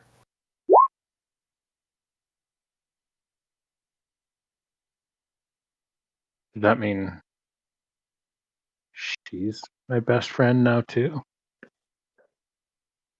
I mean, you can decide if someone's going to be your best friend or not. You don't have to say, like, you don't have to like your friend, your best friend's partners. Now you. Okay. Yeah, I guess Simon will use the tokens if everyone else is planning on it. Yeah. I think so. Yeah, definitely. All right. You guys spend just a couple of hours away. You do some shopping inside of Jasper's Junk and I, and use your tokens and teleport yourselves back to Sil's place. 2 for a teleport, right? That's correct. Mhm. Did Gizzo come with us? Every time Gizzo seems to be attached to Arcus, mostly because Arcus wears a robe and he kind of hides inside of it. He doesn't seem to count towards teleportation circle limits and so forth. He's just kind of there. Okay. Tango, as you are there, some of the conversations that you've heard in there, the group speaks about. Actually, did I accidentally move you? I think I did. Yep. Didn't I? All right, hold on one second. Let me get you back there.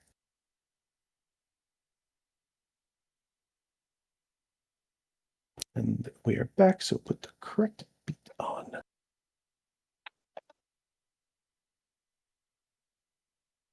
we go. Taylor puts his violin away.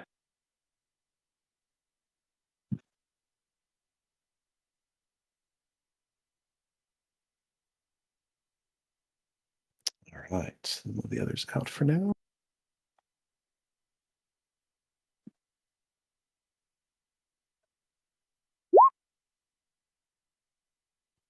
Tango, a couple of tales that you hear. The dragons, they reminisce a bit. And one of them laughs as they point to Ecclestithan, the green dragon towards the bottom. And they're like, I remember that time that adventuring group came in and killed you. We had to resurrect you. Are you going to let that happen again? He seems a little bit annoyed by that, but the group chuckles at him. A little bit later, he says, well, at least I wasn't there that time that all of y'all were sitting there in that big crowd and you all fell asleep at the same time just because somebody played that stupid flute that we now have in hiding. And they all kind of roll their eyes at it. And Rosso speaks up, oh, if you had been there, you'd have had the same thing happen to you now, wouldn't you? Kip brings up food. Anybody had anything new? The Nelton's got these new cows. It's like you could taste garlic and chives right in their muscle. It's amazing. And they look at the nod. I'm gonna have to try that one.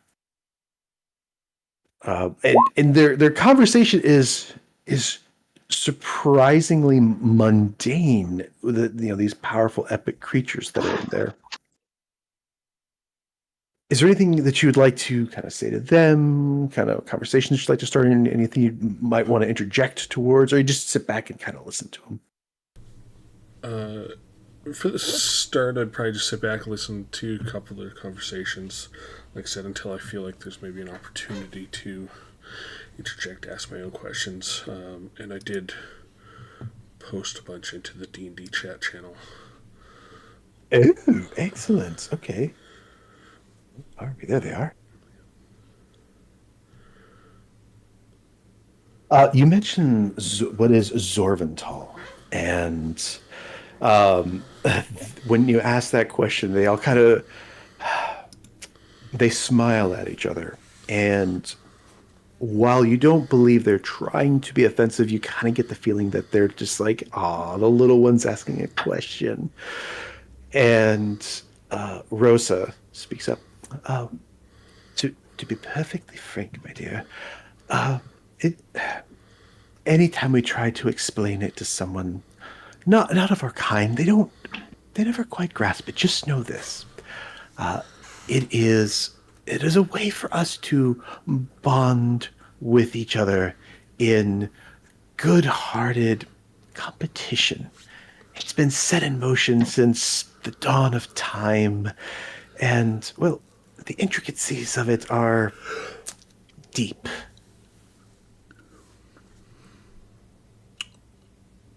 Fair enough. I would like to try and understand one day, maybe. Actually, that kind of leads into another question that I had. Because, like, you guys are all dragons, and you can turn into humans, and I'm a human, and I'm wondering if there's a way I can turn into a dragon, because, like, you guys are Yes! I've been wondering the same thing. I think they have to bite you.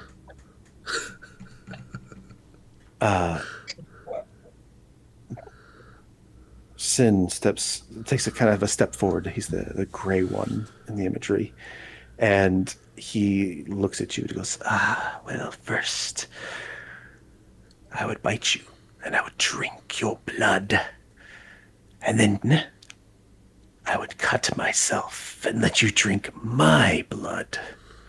And then, the next morning, you would arise as a dragon. And he looks at you with this grin. And his eyes start around for a second. You follow his eyes, and you see they're all kind of holding back, and then they all just start snickering together.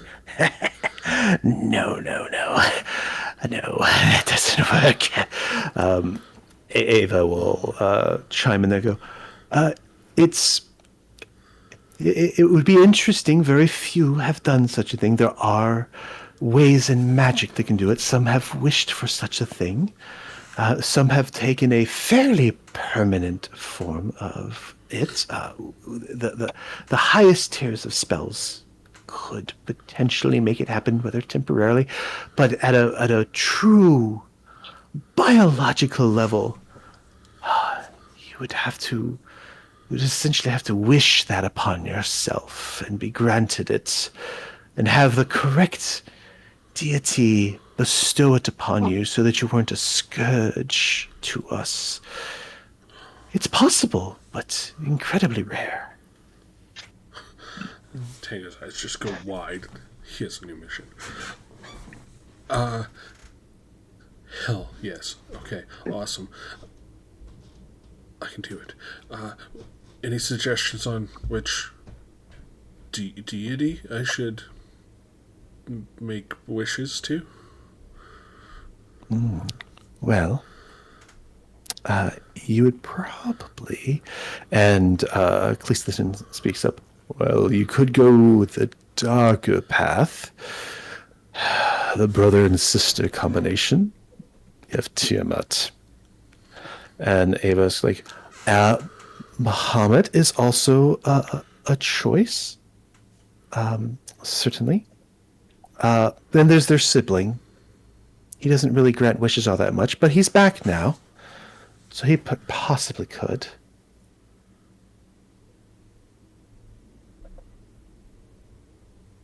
Make a knowledge religion check.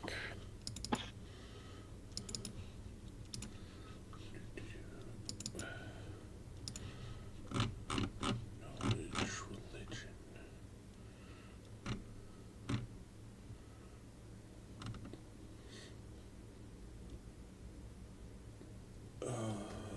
Religion, right.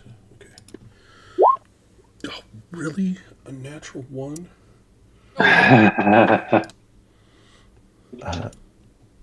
You do have fire options, I do believe, where you can use a second wind for skill checks if you so choose. Also, don't you get a inspiration since you're a human? You have that option too. It depends. You're welcome to either try to get this on your own, or you can inquire more if you want to, or you don't quite get what they're talking about.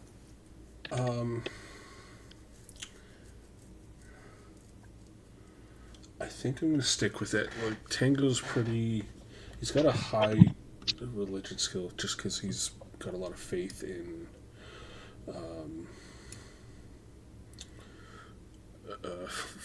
Felicia? Felicia? And he'd probably be pretty familiar with some of the other...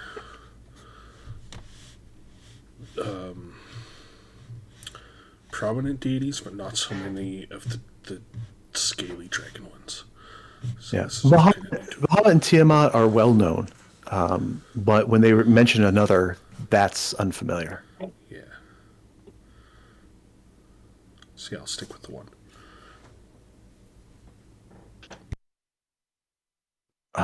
As you kind of ask your questions from time to time, when you have a moment, you mention the Chaos Wars to them, and Rick will actually kind of speak up at that one. He says,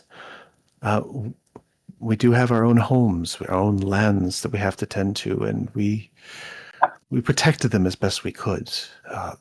We had to prioritize our kind.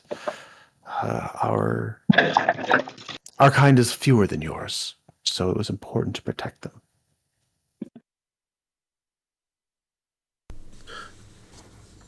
That's fair, but you guys are fewer, but you're also stronger and bigger. Did the demons of the Chaos Wars truly pose that strong of a threat? Absolutely. No, we aided as we could, but again, we did have to protect our own. Their powers were quite fierce, able to pierce right through our toughest scales.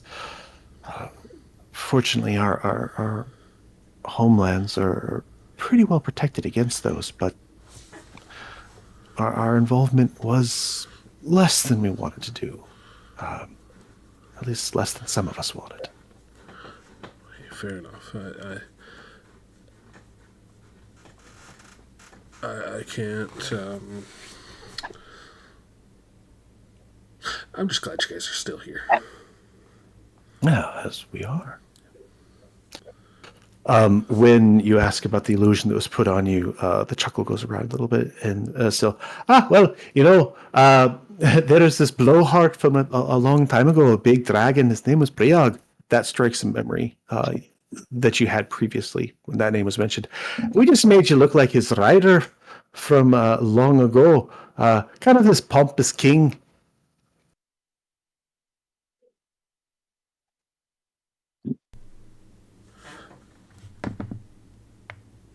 Oh. Do you guys take riders? Or is that like because he was a king, he lauded power and saw that as a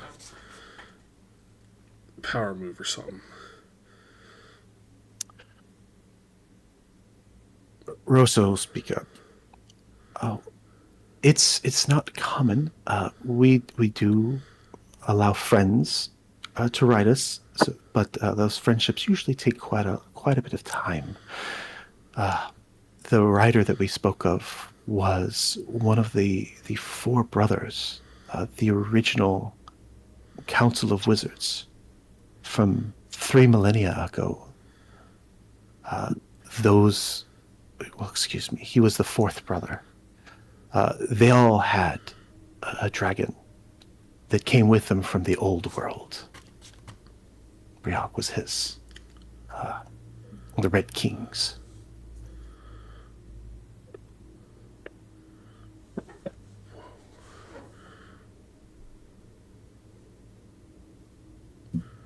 But for the most part, no. No, not that often. But you seem to be getting a bit of attention now, I think. Yeah. I think Tango goes quiet for a little bit as his mind's kind of blown as he hears something about an old world. I don't know if he's familiar with this history, and I think he just kind of ponders this idea in silence for a minute or two. Absolutely. You mentioned playing a joke, and Syl will speak up. Poor Viridian. Yeah, he's a little bit timid. Unfortunately, one of the times we met here, this was about a dozen years ago. We don't get together all that often like this, and we kind of forgot that. Well, you see, sometimes our presence is just a little bit intimidating, and we forgot to suppress that. And he kind of walked in and passed out. So ever since then, he's a little bit squeamish. I think it's best if we don't torture the poor guy. I'll have plenty of jokes on him later. Fair enough.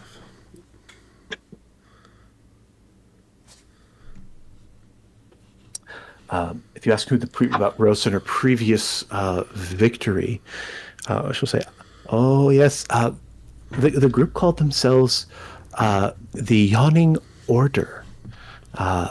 They said that based on this old tavern in another place far away, prior to many of us moving over here, and they kind of met at this tavern, and that was part of the name for it." They did very well. We played the game a little bit differently then. There was much more animosity between our groups, I would say. They fought each other a lot. And now we've kind of we've encouraged them to be competitive, but not just hate each other. I think we could say we don't want to hate each other, right? And they all kind of nod their heads. Yeah, it's better now. It's better.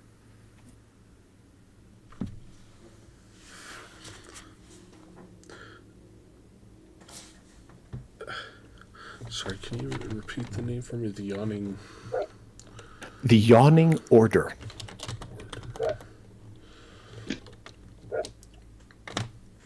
So they caused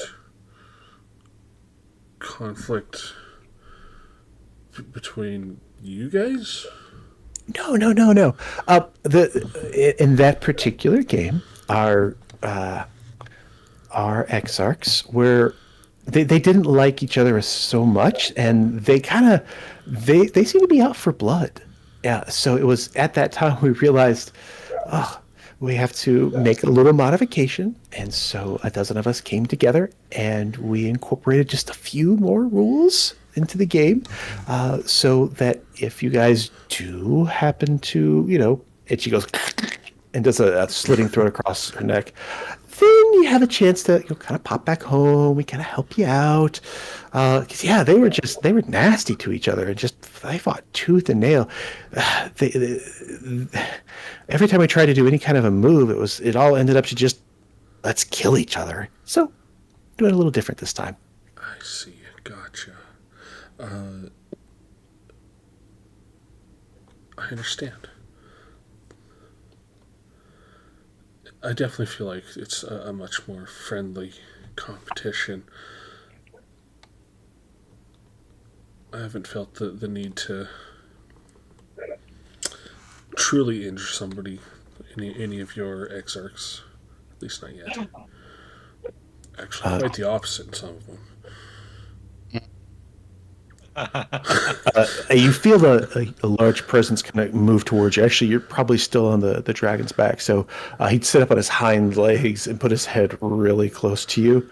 And he'd whisper, I hear you've had a little bit of a fun experience. Yes? Yeah. Fun's definitely a good way to describe it. That's my kind of adventurer. Hey, hey. And he looks like he's got the grin of a little kid practically as he's saying this to you.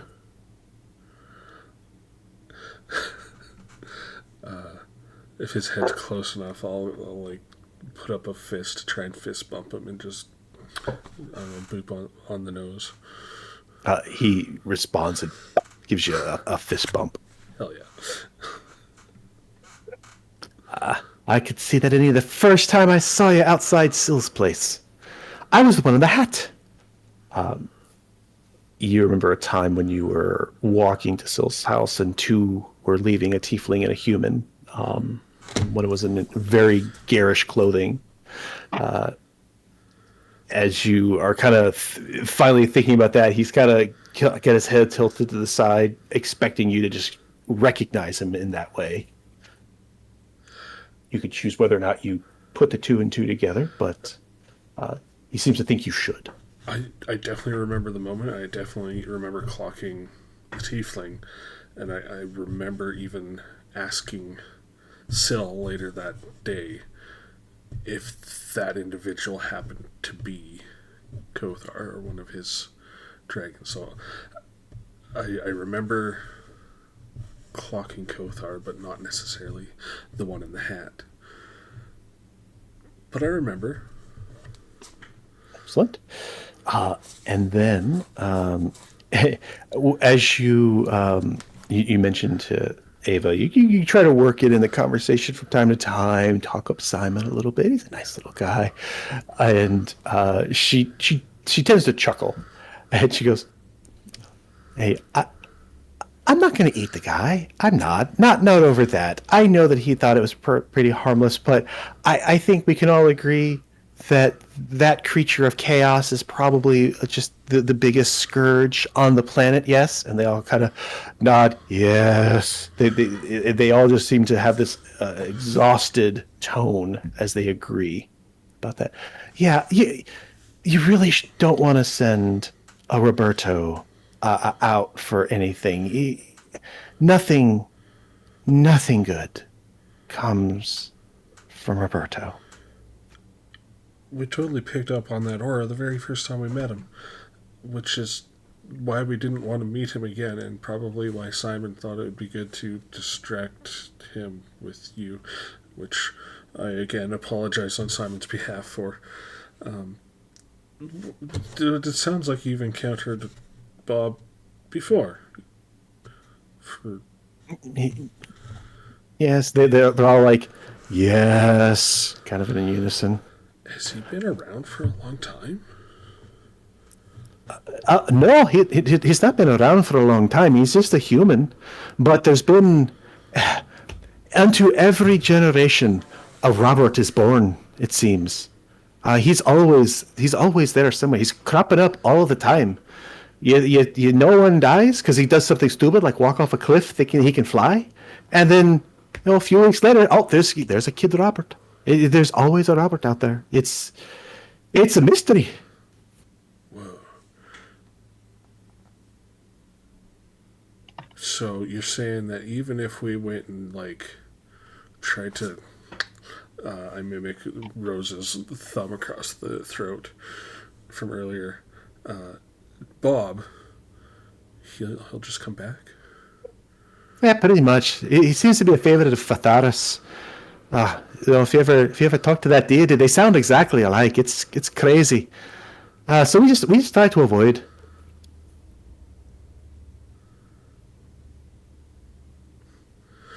Once again, Tango's mind's a little blown. He goes into silence as he ponders this idea. So you have pleasant conversations with them. Every so often they'll speak in Draconic to each other. You you'll get the sense that when they do, they're mostly speaking about the game rules behind it and what moves they want to make. But otherwise, they speak in common. And again, it's fairly mundane conversation for a few hours. After which time, the rest of you all return. You actually don't hear any sounds coming from down below. Do you guys go to check to see if they are still inside the theater? I would. Yeah. You go down to the second floor, and you can actually look down into the theater from the second floor. But as you look over the rails, you don't actually hear anything. You see dragon smiles moving and so forth. It's clearly magically encircled in some kind of a silencing type spell, something that's preventing any other sound from escaping the room that they are currently in. But eventually, you all come back down, walk in to the bottom level again.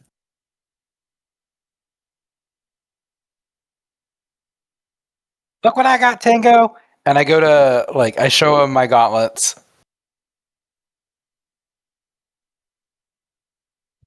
What? What are those? I'm stronger now!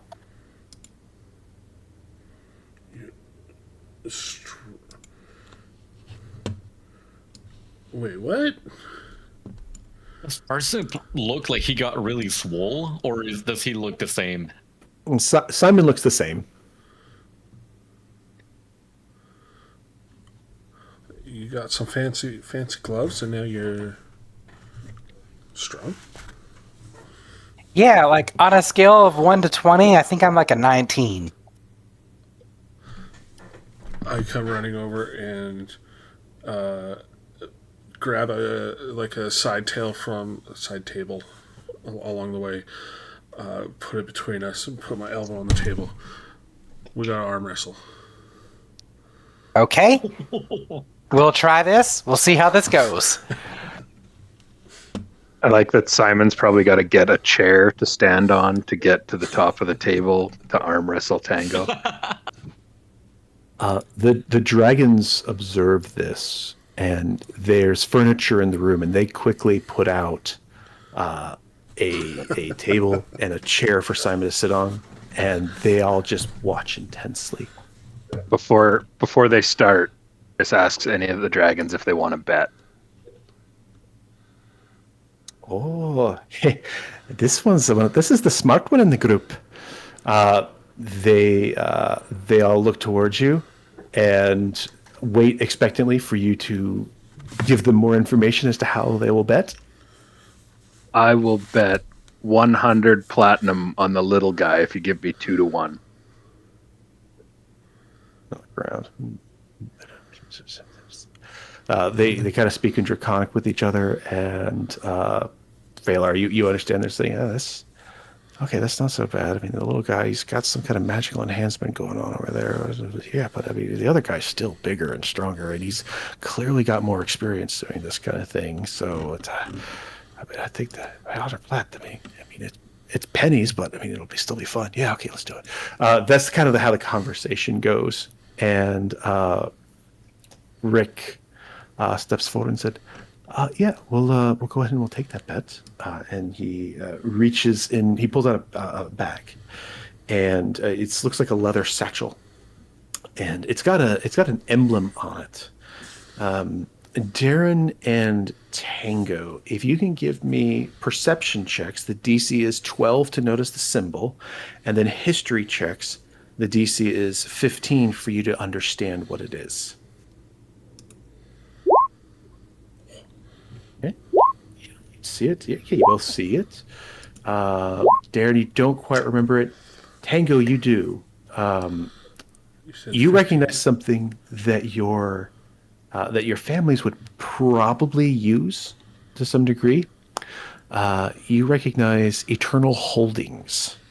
It's basically it's like a world bank, a super bank that if you have significant funds, you can get an account with them. But with that, he pulls out 200 magical platinum. debit card. It basically is. But he just pulls 200 platinum out into his hand and sets it on the table next to where Arcus would be standing. I'll 2-1. put my 100 platinum down. So should we do just once, or do we want to do best out of 3? Oh, definitely best out of 3. I think we all agree with if the that. combatants are up. The dragons all nod at the best out of 3, and they look at Simon and Tango. I will let you guys choose, or we will do it randomly. You can either do strength saves or athletic checks and compete with those rolls. It's the same for me either way. So Yeah, same. Okay. Before we make rolls, I'm going to have to wander past Darren real quick and just whisper to him, you should make a bet too, because I think Arcus is about to lose some money. Oh, of course. I would also like to make a bet, if you would all allow me. They all turn to look at you. Okay.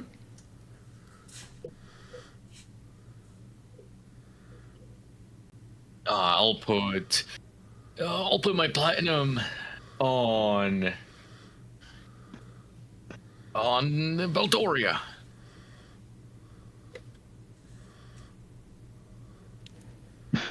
Do you have any platinum left, Darren? I have 216. Pretty much 1 penny to these guys. Syl says, I was thinking there's the little guy anyway, so what kind of odds are you going to give me if I take your bet? Is he asking me or? He's asking you, what odds do you want to give him? Oh, surely he'll win 2 out of 3. I don't know. How much do I have to wager to match you? Oh. Just say, to be fair. I'd say the same as me. 216 platinum pieces. So what? Arcus was at 2-1. Is that what it is? Argus is 2-1. Argus is 2-1 that Simon's going to win. Oh, sorry. And- Yeah, he'd just say 2-1. Fair enough. 216. I think your answer is better. I think your answer might be better too, but we'll see. Yeah, I love it. It's going to save you a little money. I love it. Alrighty. I don't know Sorry, what's so- going on. Which dragon is betting on my side? I'll match your 216. Here we go. He's going to put he actually is going to pull out emeralds and put 2,160 gold worth of emeralds down next to Darren's. This is him betting on Tango. Oh, excuse me, betting on Simon winning. So if Simon wins, Darren, you keep your gold, your platinum, and you'll get 2,160 in emeralds. And if Tango were to win, Arcus is going to lose his 1,000. Or was it 100? 100. Yeah. No, I don't have 1,000. I definitely didn't bet 1,000. If Tango wins, you'll lose your 100 platinum, and if he wins, you will receive 200 platinum. I believe I was betting on Tango. Darren's betting on Tango. Arcus is betting on Simon. Yeah, Right, so- yeah. If Simon wins, Arcus gets 200. If Tango wins, Darren gets 216. There we go. That's how it's going. And which dragon was betting on Simon with me? Syl is betting on Simon. No, excuse me. Shit. Sam, Syl's the one that bet with Darren. Rick, Ava, and Rosa put in each chipped in just a little bit to bet against Arcus. Yeah. I'll go stand with Syl.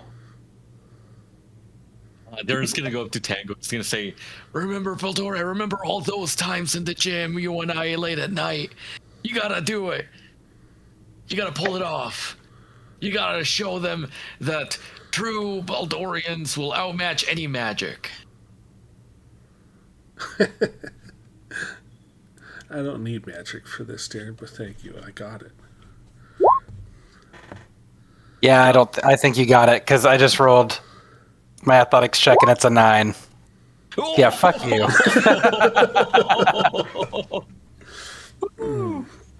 Just get warmed up, Simon. Yeah. Kothar speaks up. Well, it looks like my temporary rider has got the first one. Again, please, again. Oh! Better. That's better, Simon. Here we go. Whoa! Oh, do I go with... Yeah, okay, I'll go with a save. Ooh.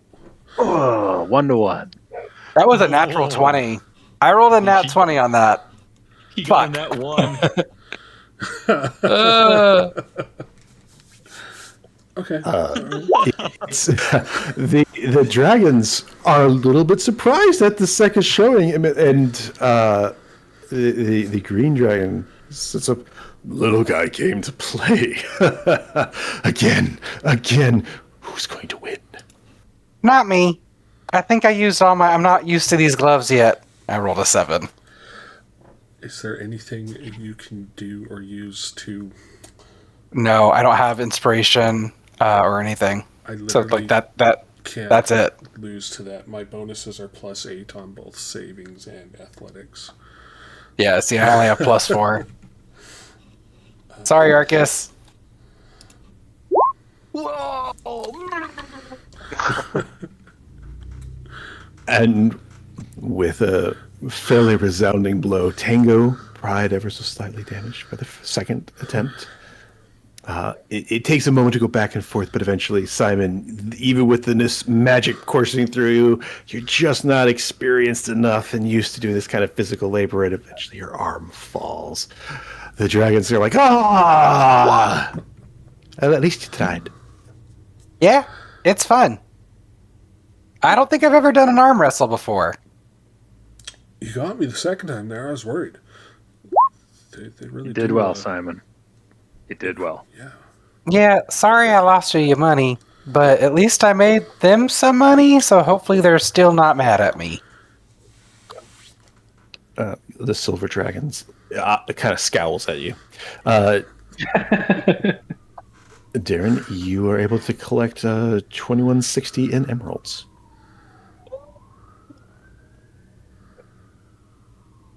That's gold, right? He actually bet against you with emeralds. The 2160's gold worth of emeralds. Got it. Well, certainly worth it. Certainly. Next time we'll try again someday.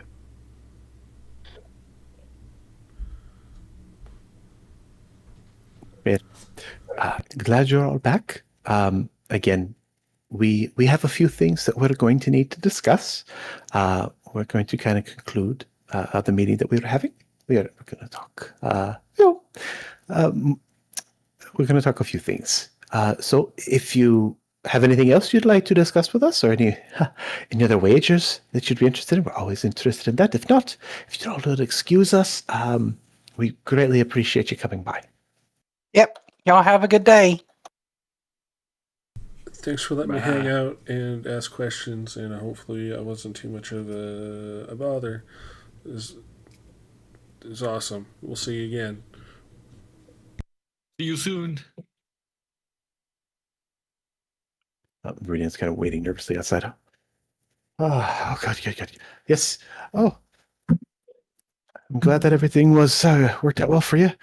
Okay. Thanks, guys. And you guys head out, and the door closes behind you. So, did we decide if we're going back to Torrent? No. Was it Torrington we were at? No, we're in Torrington. Aren't we going to go help your dad, Tango? What? Why would we do that? He's a really nice guy. No, he's not. Quite the opposite. I mean, he's really not.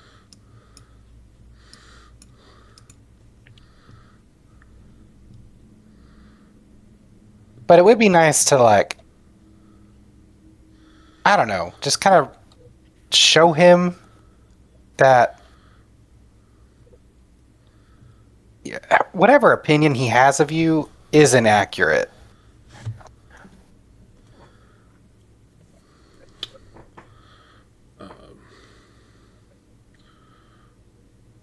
Tango just goes quiet at that. You see his smile fades and he kind of looks down at his feet a little bit.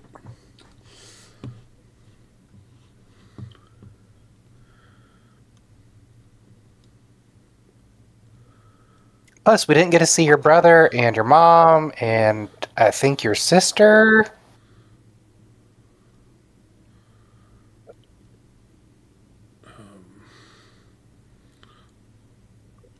That, I mean, I can do that another day. I don't really feel a strong urge, need to help Martin with his own fucking job. I mean, we might be able to get paid. Bro, we just got paid. I'm sorry, these little gauntlets cost 3,000 gold. So, are you broke now? Do you need money? I mean, no, but... Technically 4,000. Oh, sorry, Arcus.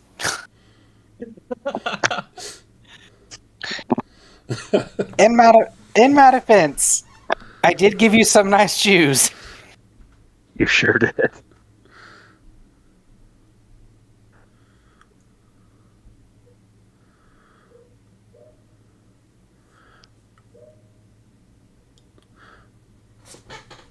Look, I appreciate wanting to help me with my family and maybe get a better relationship with my father. I don't feel like it's a necessary thing to do right away. But if you guys really want to head back to Theshidin and investigate this for any other reason, like if you think it'll be beneficial to us in the long run, if you think it'll be a fun adventure, if we'll get to fight some fun, cool creatures, I could be persuaded. But I also feel like, we're a large group and we got lots of other people here that have stuff going on that we've either overlooked or forgotten or should attend to sooner than later as well. And I don't want to, forget about you guys and your families and that sort of thing. I mean, for me, I'm just, I reached out to my family, and unless they tell me, hey, come home, I'm going to continue hanging out with y'all.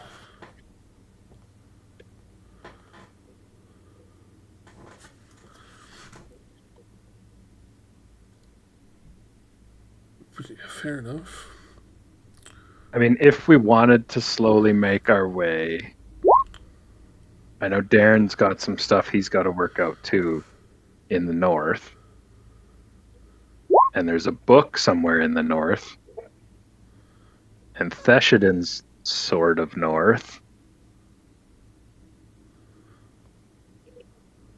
Just, we could head north.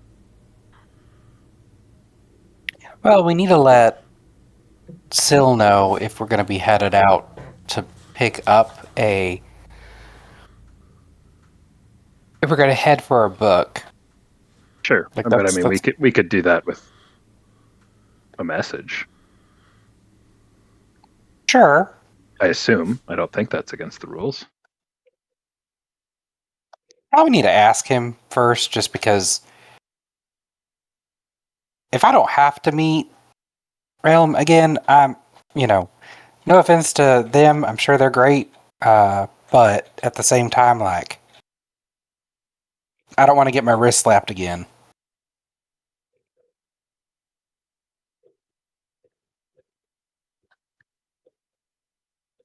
For sure. Yeah.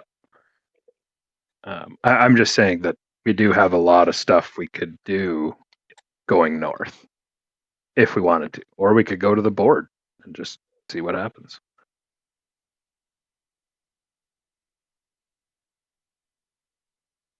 We can't go wrong with anything.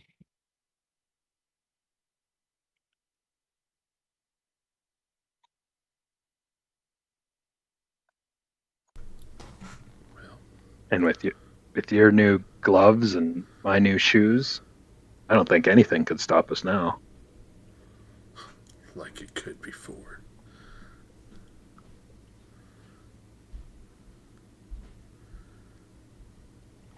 Oh, and don't forget, Darren also got a fancy new belt.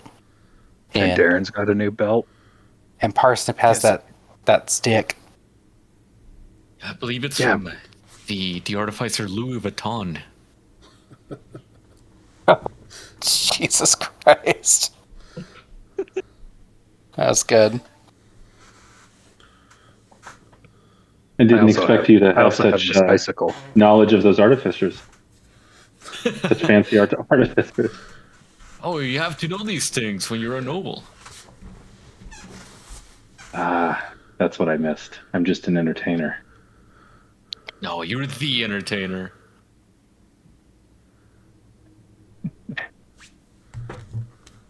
I think I'm okay being not a noble, because, like, I can just get my stuff off, like, the clearance rack and be okay.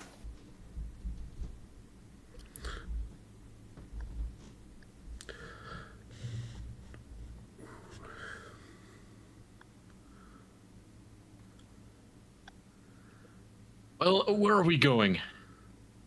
Where Sorry, to what was next? the job? Sorry, guys, because I missed it. What was the job that Tango's dad wanted us to do? There were pirates, the undead pirates that were seen again around the area. Yeah, I told them the story about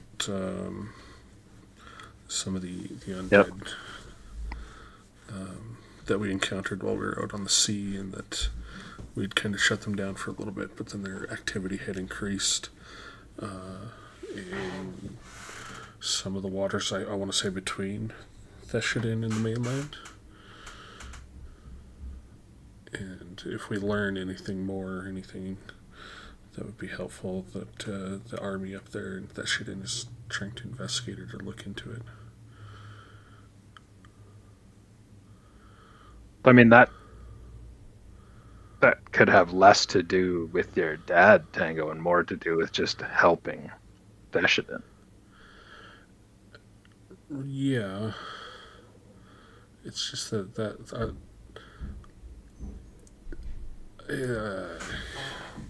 we got the lead. We got the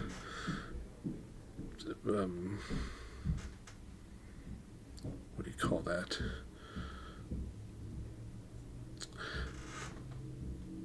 That information came from my dad, and I'm still bitter towards him. I don't necessarily want to help him. True, but, I mean, the lack of action could have real-world consequences for your family and the people of that town that are being attacked by the zombie pirates, right? I mean, we fixed the issue in the waters around our home here, but I feel like it might be worth looking into out there a little bit. You're right, 100%. We've got it. I agree. But I can also say the same thing about the lack of action we're taking back up in Darren's home city that was attacked by some stuff. I don't know. I only half listened to Darren's stories. Or To be the fair- lack of action of searching for your grandpa who goes missing for hundreds of years at a time, or whatever it was you said. I mean, he'll just sneeze and pop in and out of existence. It's fine. I'm just saying, like, we can what? take care of your issue on the way to take care of Darren's issue.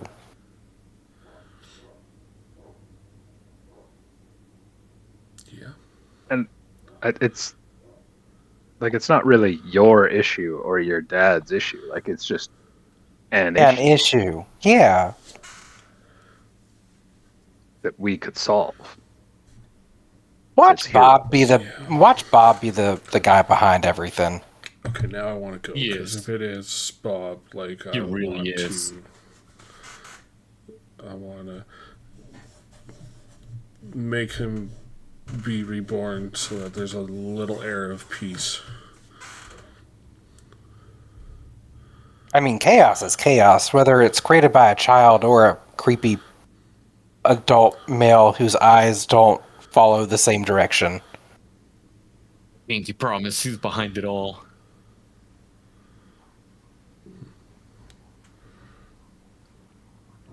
Parsnip, what do you think we should do, buddy?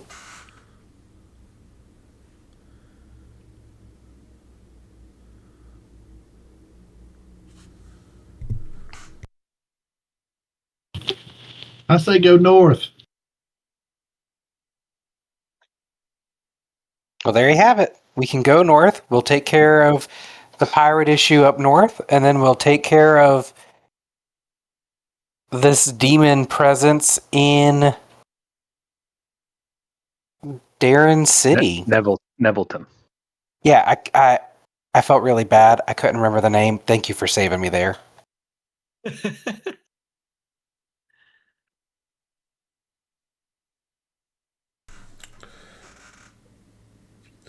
But yeah. Plus, you know, you'd get a chance to see your mom and your sister and your brother. Wait, it is your sister. Like, you have a sister, right? Am I just making that up? Give me a second while I remind myself of my own backstory real quick. You have a sister who works with your mother at the temple, and the younger brother. Okay, yeah. Sorry, I have another backstory in another game that I play, and that's very kind of similar. Who doesn't have a sister? So I had to remember. Right, Samira. I mean, I get it. I got so many siblings that I don't know half their names.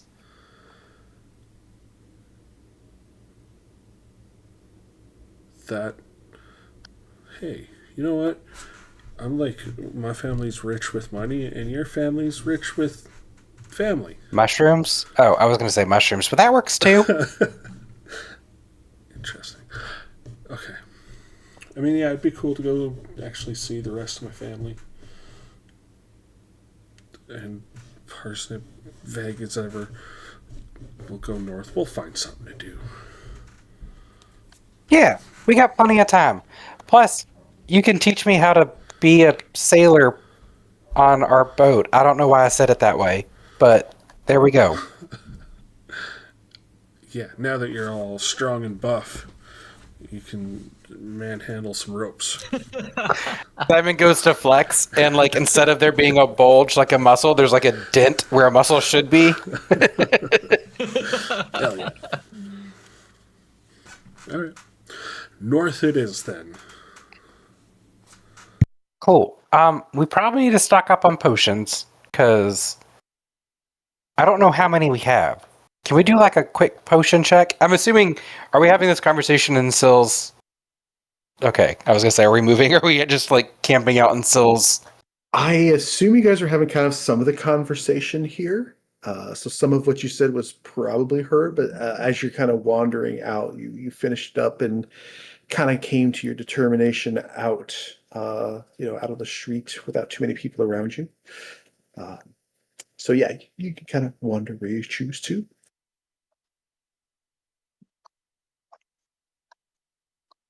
Yeah, so can we do like a quick inventory check on all the potions we have? I'm running pretty low. I think I only have 2. Uh, Yes, I only have 2.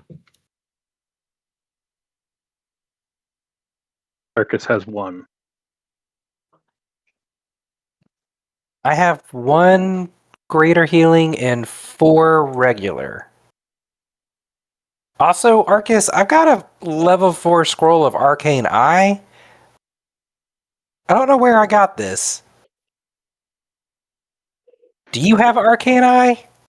Arcus is excited. Okay, No, we can talk. He doesn't. Yes.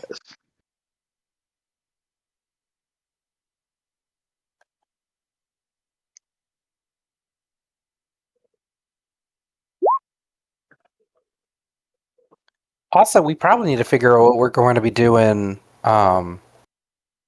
with our like, how long are we going to stay here? Are we going to stay here for a week? Like, did y'all want to stay here for a few days? Do I have enough time to tell my librarians to work with Phalar and figure out, what else we should do next? Well, that could be You a good guys- idea. Yeah, you guys absolutely have time. I mean, everything's on your time right now. Can I say I've gone back to Evie's and picked up my adamantine armor by now? Absolutely. Here in town, where your bastion is, you absolutely can. So probably 1 week then? Yeah, that should hopefully give us enough time to get everything that we need. How much money would it take for Arcus to transcribe Arcane Eye? I believe the way it works is he just basically has to buy or get the scroll, and then he kind of just can. I don't think there's a cost to it anymore. From what I think it's 50 gold a Is it? level to transcribe it, but there's no roll anymore. You don't have to that's you great. can't fail. Yeah. So 200 gold. Simon will give you the scroll as an apology for you losing money. That's funny. No problem. Yeah, sorry about that, buddy. I'm pretty sure I bought it when we went to that weird department store for magical goods, where if you bought something, the guy came to you and was like, "Do you want to see the real cool stuff?" And then you went into the basement or whatever and saw the real stuff. Sounds really creepy. We were there. No, it's where I got my slippers. No, I know, but when you put it that way, that is pretty creepy. I mean, Yeah, that wording. listen, I never said I was a wordsmith. This day has proven that to be true. Simon just kind of holds his hand up to say something, and then just drops his hand. He's like, "Yeah, no, that's fair."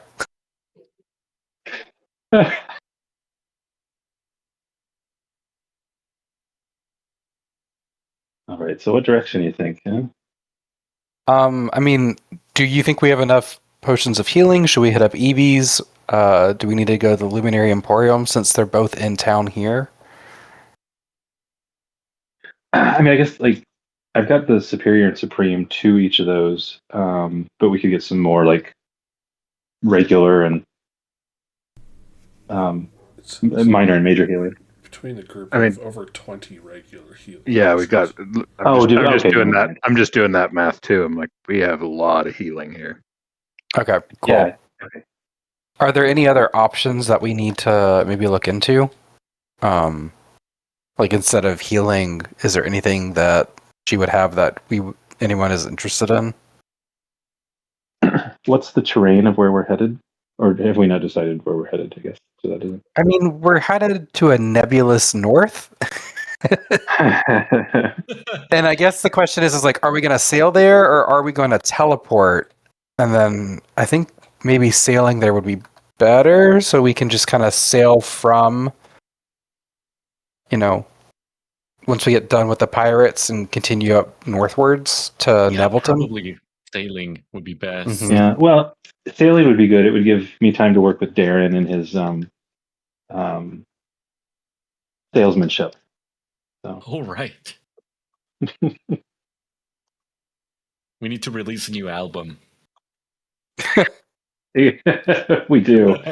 The pubs have been asking.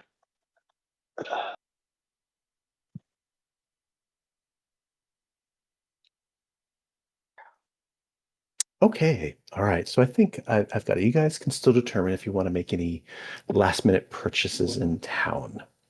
Okay. If I'm not mistaken, you do have someone that you. I believe. Oh, what kind of armor was it? Did we already remove it? Yeah. I was- didn't add it because... It was either plate or half plate. It must have been plate then, because I remember Yeah. it not being medium armor. Okay. If Yeah. I got plate, I'm pretty sure it was plate too. Yeah, okay. So, like I said, you guys can do any last little bit of shopping in town. If there's anything else that's like a mundane item that you're looking to purchase, that's totally fine as well. You've got a long journey ahead of you on your boat. If I'm not mistaken, you have someone that helps you with this. His name, if I'm mistaken, is...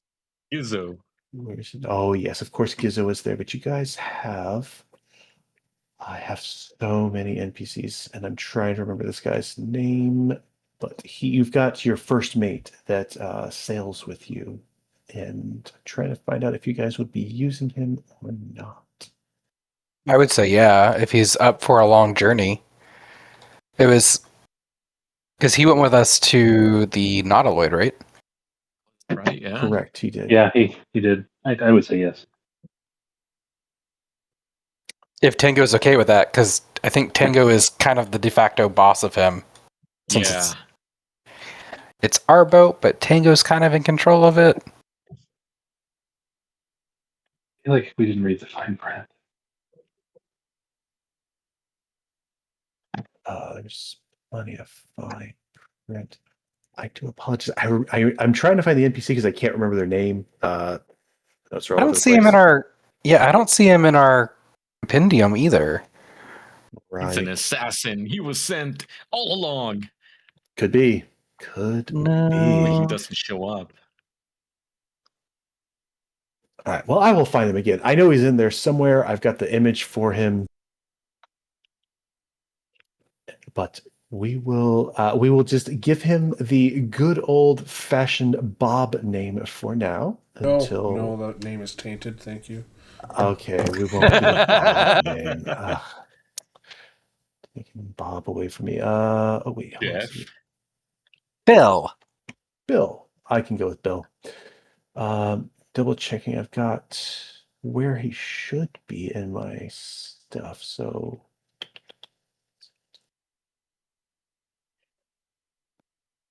all right, we'll go with Bill for now. You've got you have the fairly attractive Bill. Oh, here he is. Rel. Rel is your first mate. I wasn't too far off. Yeah, that was pretty close. Yeah. You get your fellow Rel, who it's like are we we're ready to head out? Yeah. We're going north. You coming He's in with your us? bastion. You pay me. All right. So sure. How about let's go, boss? If that's just what you guys are ready to go. Ships all ready. And you know. So where are we headed? North. Where north? We'll find out when we get there.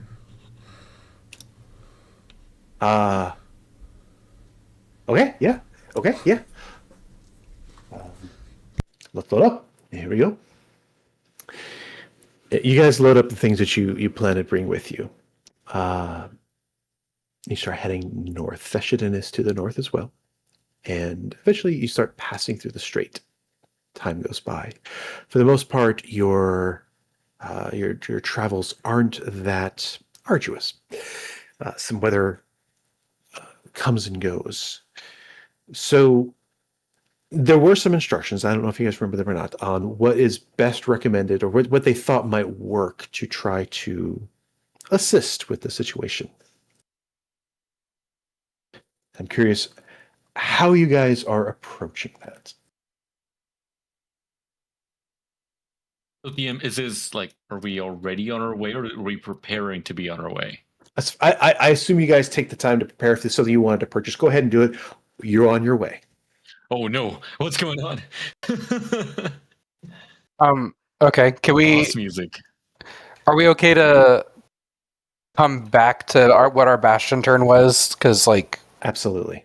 okay, because I haven't thought about what I wanted them to research, and I was gonna bounce it off Phalar later in the chat. Yeah, we can maybe do that over chat and bastion turn it remotely. Yeah, I Okay. also had a question for Sil, but yeah, we can do it over chat. Certainly. Yeah, I was trying to check with you guys. What is your question for Sil? We can knock that out real quick. Yeah, sure. Darren would go see him by himself. It's kind of a private matter, you know. Oh, all right. would If you say- want to handle it privately, we can do that too. No, it's fine. It'll be funny. He says, Sil, I've got a very important question for you, Mr. Boss Man. What is Of the course. way to the heart of a silver dragon? Oh With the heart of no! a silver dragon. Oh, It's really shiny armor. I can see where you're going with this. Let me tell you, the lady, she's similar to you. She has dedicated herself to the righteousness, to the cause of good. And if you're trying to get in that area, then that's the path you'd want to take. She'd certainly be impressed with doing what is right, even when it's hard.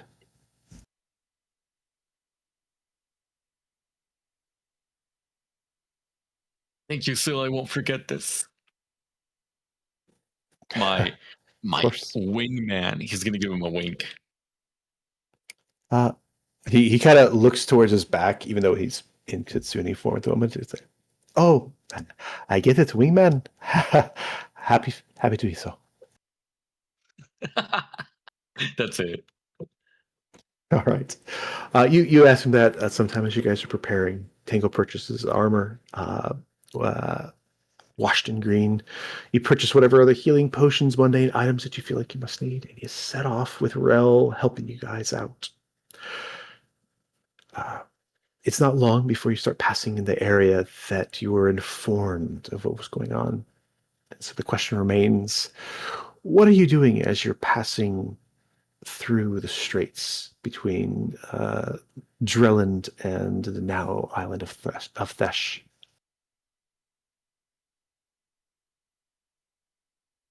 Roughly, how long is the trip? You've got, if you guys go straight to the nearest port in the north, and that port being Still Pond, so number 3 on the map, you've got about a 4-week journey in your boat. Cool. You guys left 2 down here. Okay. So you've been traveling for many days. And 15 is the Broken Shores. Well, we're going to Theshadin, right? Right. Oh, so so that'd be 1, right? yeah, so we'd have we to- were going Theshadin one. is 1. Mhm. You can certainly do that if you're looking to assist with the situation.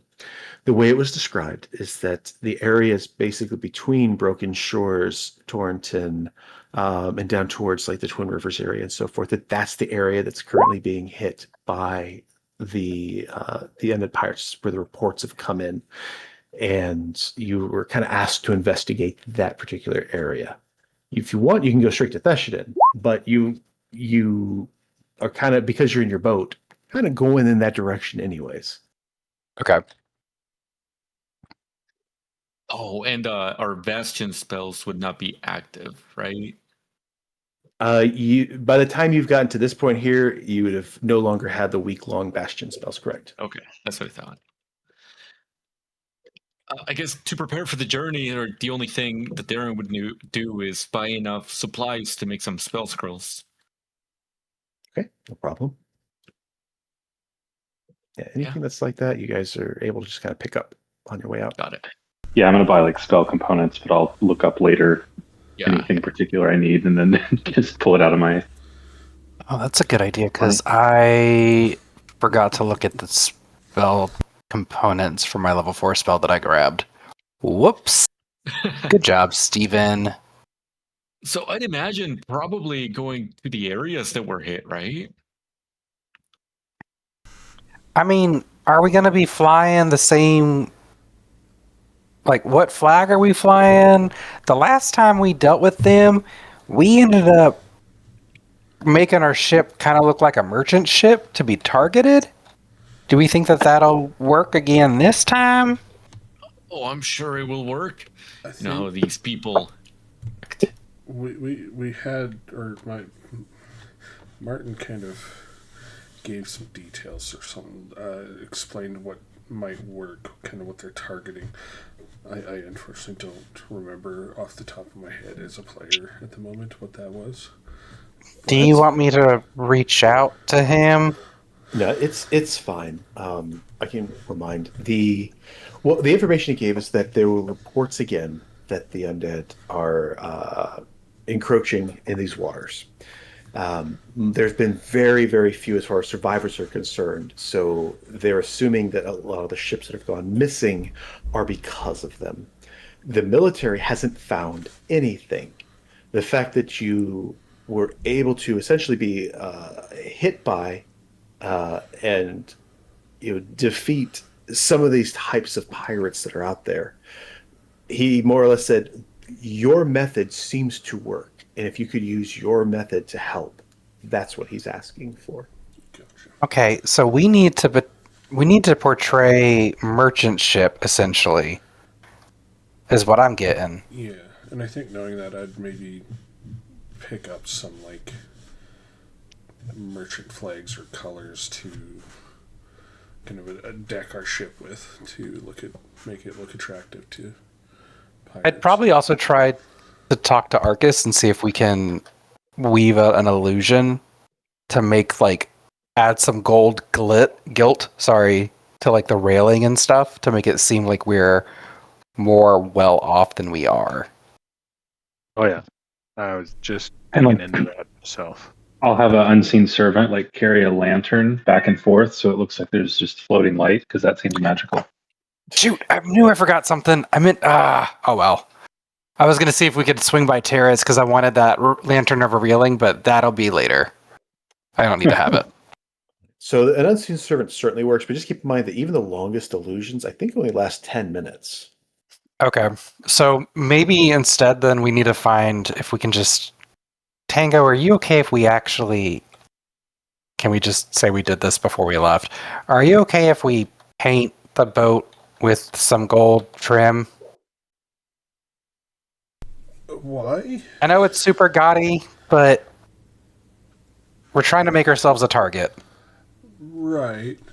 That feels like overkill. It almost screams, we are bait. Okay. I mean, I don't disagree. I do like gold, but at the same time, I don't like that level of What if we make it look like it was somebody that was doing that level of like stupid richness, but then like tried to cover it up, so it's like kind of a messed up goldy thing going on. That's not. I mean, idea. we could just I don't know if that fill makes the sense. ship with empty barrels.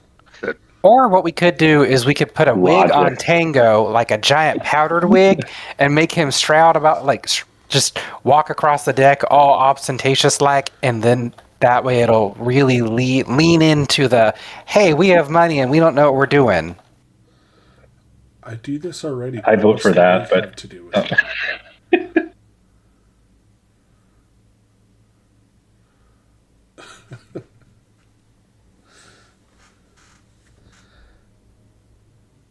Yeah, whatever I works. think either way, it's a great plan.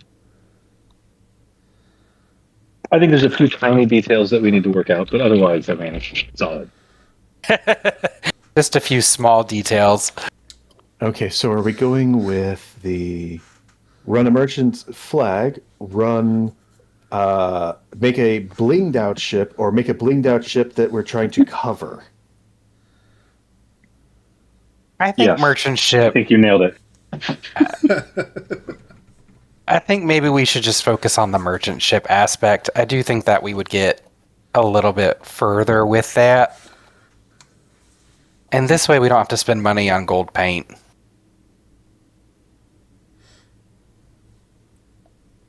Baylor silently puts their paintbrush away. I mean, it's just like that old MTV show, Pimp My Ride, but it's like Pimp My Boat. It's fine.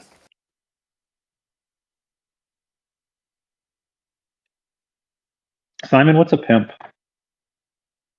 I mean, if you look in the mirror, you'll get a good view. Simon. You're not wrong. You guys think back to your time, and you remember that you had borrowed a flag from someone, and it seemed to be enough to get the smaller boat that you rode on to be approached previously. And you follow your own methodology as before, after a lot of thinking and so forth. We'll ease-ify this for the group. Whoever's feeling lucky gets to roll luck checks. You're welcome to use any abilities you have to alter your fate. If you have inspiration in the mornings, if you have a way to increase the number of a luck skill, so to speak, you can do so. But whoever feels like they're the right person, let me know, and we'll roll some luck rolls. I don't want to do Whoever would it. like to, whoever would like to go first, probably has heroic inspiration from my my wonderful entertainment. I honestly kind of want to see what happens if Devin does it, because Parsnip, it's literally all or nothing with your rolls, dude. I was going to say this. I mean, he does. He is our savior in most battles. Let's be honest. Yeah. But also is equally cursed in most battles. It's either the best outcome Fair. or the worst outcome, and I'm here for either one. Let's go. I know, it's like a party either way. It's like having wild magic without the mechanic. 100%. I absolutely love it. So Parsnip, you will have inspiration from Phalor. So if you would please, let's see how lucky you are.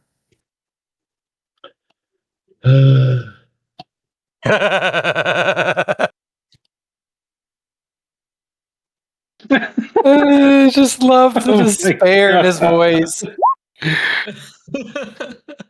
Hey, It's just Not bad. Not bad.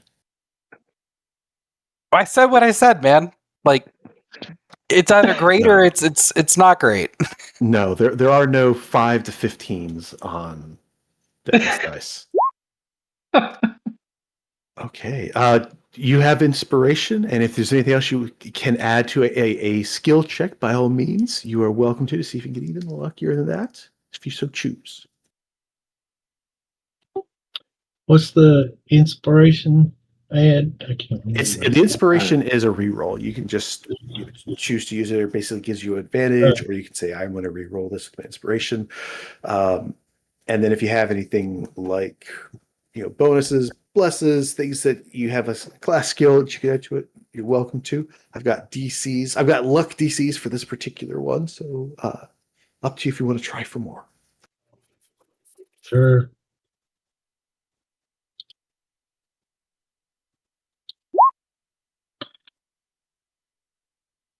Okay, well, it actually landed between a 5 and a 15. Unbelievable. All right, we'll go with that 17. You guys take a few days out, and you start going a little slower once you kind of go in the strait between Thresh and Drillin mainland. And you see some other boats from time to time, but nothing really sticks out. Until about the fourth day of you trying to draw something. And not far off in the distance, towards the evening, just before the sun finishes going down, something catches your eye. Gotta turn my effects off. Parsnip's going to be the first to notice it with his perception. But out on the water is a cloud, a fog, moving. You catch the fact that it's not moving normally. It's not a fog bank rolling in. The DC to kind of discover this was 16 to 18 had an effect. And you do see that this bank is out there. And those of you on the boat, once, like I said, Parsnip has this high perception check. He's looking out. He sees this. It's catching his attention. Go ahead and roll perception checks. Anyone that looks out at this rolling fog that's kind of in this cluster.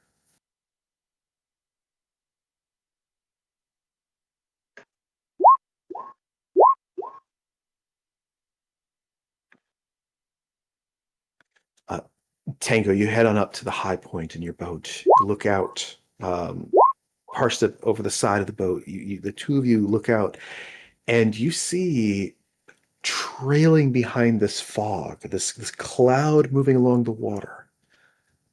You make out a little bit of debris, miles behind it, where the shape of the globe is starting to actually take effect, and you could see like the top of a mast potentially amongst this debris sinking down as if some sort of destroyed ship is behind where this came from.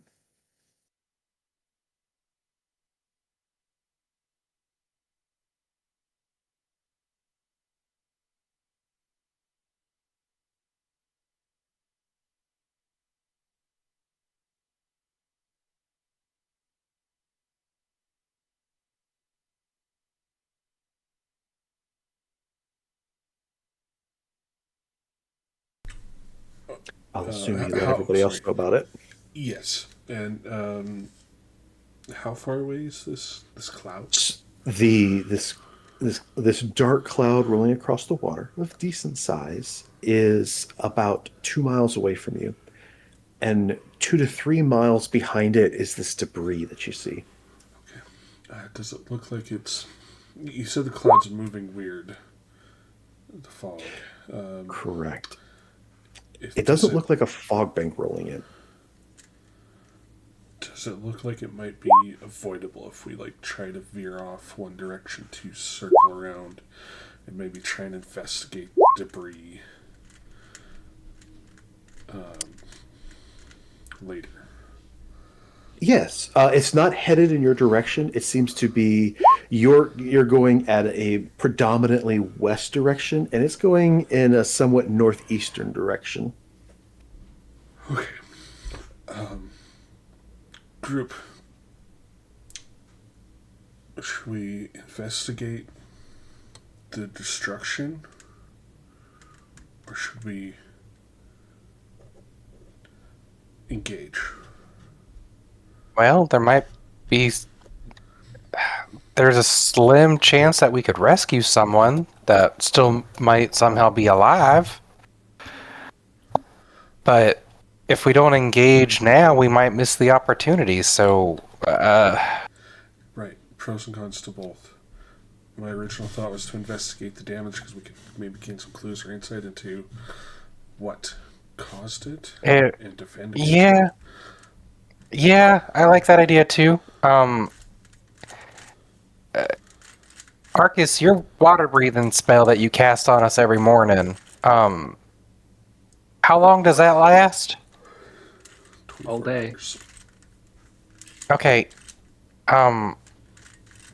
DM, could I cast Detect Thoughts if we get close enough to the wreckage and jump into the water? And would that help me determine if someone's like unconscious, would their mind still be giving off thoughts? Probably.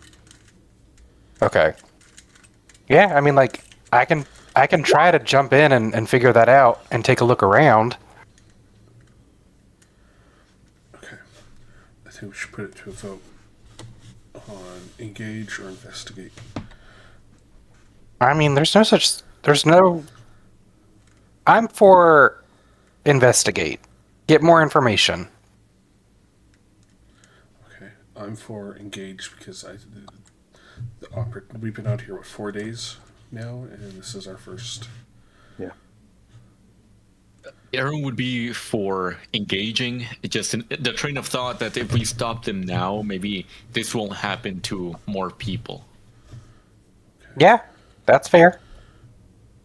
And it will take you approximately 20 minutes at full speed ahead to get towards the wreckage, and about 8 minutes, maybe less, because of the directions moving to intercept. About 5 or 6 minutes. Okay. Well, in that case, I'd say intercept. Or engage, I mean. Okay, that's 3 for engage. Any Yeah, Arcus is opposition? engaged. That's 4 and 5. It doesn't matter what Failar says. We're engaging. Oh, was I muted when I said I'm in too? Sorry. Oh, I just looked down and realized. No, don't do it. No, I'm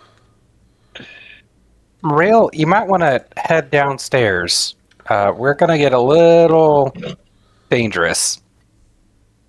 It's gonna get a little dangerous for you, buddy. Okay. Yeah. Yeah. Okay. all right, Simon. All right. Warp 7, full power, straight ahead, engage. Okay, I'm gonna pretend like I know what you mean by that, and I'm gonna try to move us faster. You guys do your best to move towards the fog. Now, with your left check, you get a secondary check for this particular one. This one's kind of important. Now, you guys can make a choice. One is whether how lucky you are, and one is how stealthily you can move a giant boat on the ocean. Or you can just say that you're just going to charge full speed ahead, and you don't care if you're trying to sneak up on this cloud or not. You guys can either give me a group stealth check to maneuver this boat in such a way that you're trying to bring as little attention to yourself as possible, or you can be lucky and try to give me a luck check, or lastly, you can just say you're charging.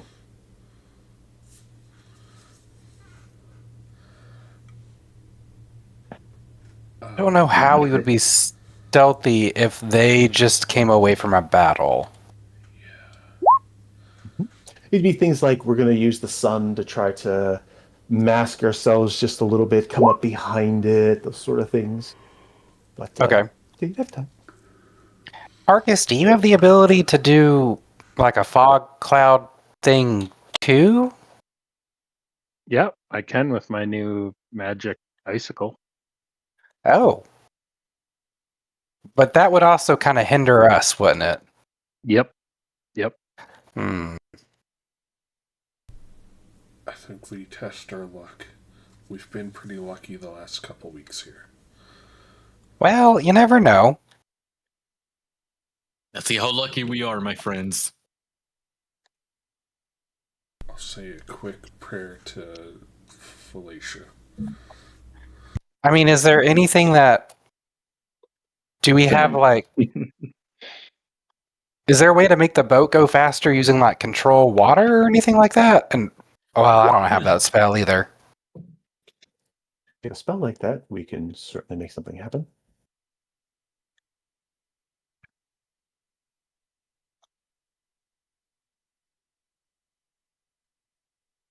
You guys let me know if you think you have any way to do a quick burst on the boat.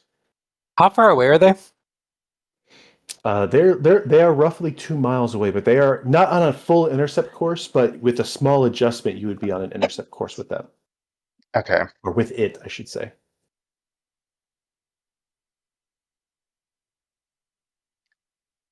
Could we manufacture something to make it look like we are dead in the water to draw them to us? Yeah, just let me navigate. Let me pilot the boat. You pilot boats, right? I got this. You know what? I like our boat in one piece. Your rules. You and your rules. Yeah, I don't know if we have anything. I can't like make wind or anything like that for the sail or anything. All right. Let's roll. Somebody roll your luck then. Who wants to be lucky? I got it. Here we go. Got this, Phalar. Let's see it. 7. Lucky number 7. Yeah. For a 7, I'll do this. Can you give yourself inspiration? I don't think I can actually. Let me see. Let's see how it's worded. I know I can inspire another creature. It's specifically, yeah. So if I had like dissociative identity disorder, I probably could, but you'd have to wait for that person to come around. So, okay, fair enough. You guys start moving towards this fog, this rolling fog going along the ground. The water. It's actually a little more difficult to see than you would imagine something like this. Because every so often, fog just kind of land on the water. The clouds land over it with the dusk happening and so forth. But you move towards it, and you're not too much longer after you start moving in its direction. You see its course seem to shift ever so slightly, and it starts edging its way towards you. You start moving in this fog's just rolling over itself again and again, and it turns a bit. You can see this slow approach happening. Eventually, it seems to be on a direct intercept course for your boat. Do you wish to go charging straight towards, or do you want to try to avoid it coming head on towards you? Now that we're a little closer, do we have a better look of what it is? Is it still just a giant cloud that's... It is essentially this colossal area of fog that seems to just be rolling over to that you have no visibility in what's inside of it. Okay, that cloud just changed course right for us. Argus, do you got any insight onto magic that would do that? This looks like it's just a storm of destruction. I'm having second thoughts of driving straight into it.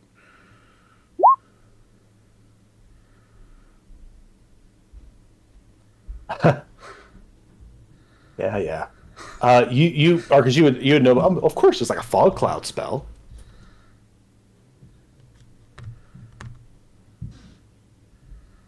Yeah, I mean it's a pretty simple spell. This seems like a big version of that, a little bigger than a regular fog cloud. But I mean, you could probably do this if you know the fog cloud spell. If you just in a smaller scale. So I mean, do I recognize it as the fog cloud spell, or just something similar to the fog cloud? Something similar. Spell? It's a little bigger than yours than if you were to try to cast that first level spell. Sure.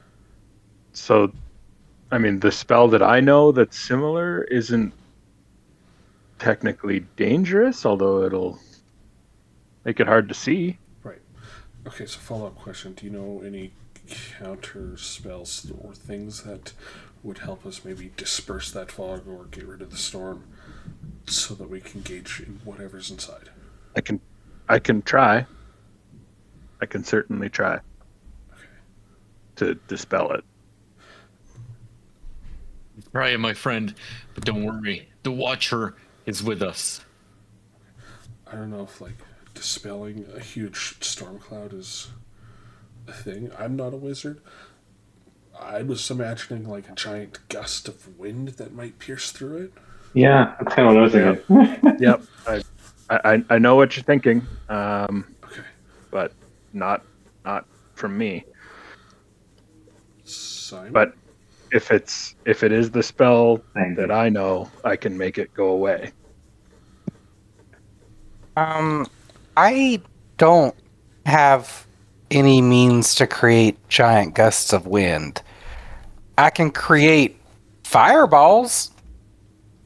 And I can even I learned that I can change my fireballs into like giant Gusts of wind? no, just balls of mass destruction of other elements. Like I can change the fire into like a different element type, but I don't have anything wind based. Seems to be picking up speed heading in your direction, Tango. It's on a direct course heading towards you. Do you wish to keep going straight in towards it, or are you going to shift your boat in any way? How far away is it, DM? You're about a minute away from an interception here. Like 120 feet? So you're going about. No, it's several hundred feet away still, but you're both moving at between 10 and 15 miles per hour towards each other. So it'll be on you within a minute, but you'll only be within 100 feet for a single round before you're engulfed by this.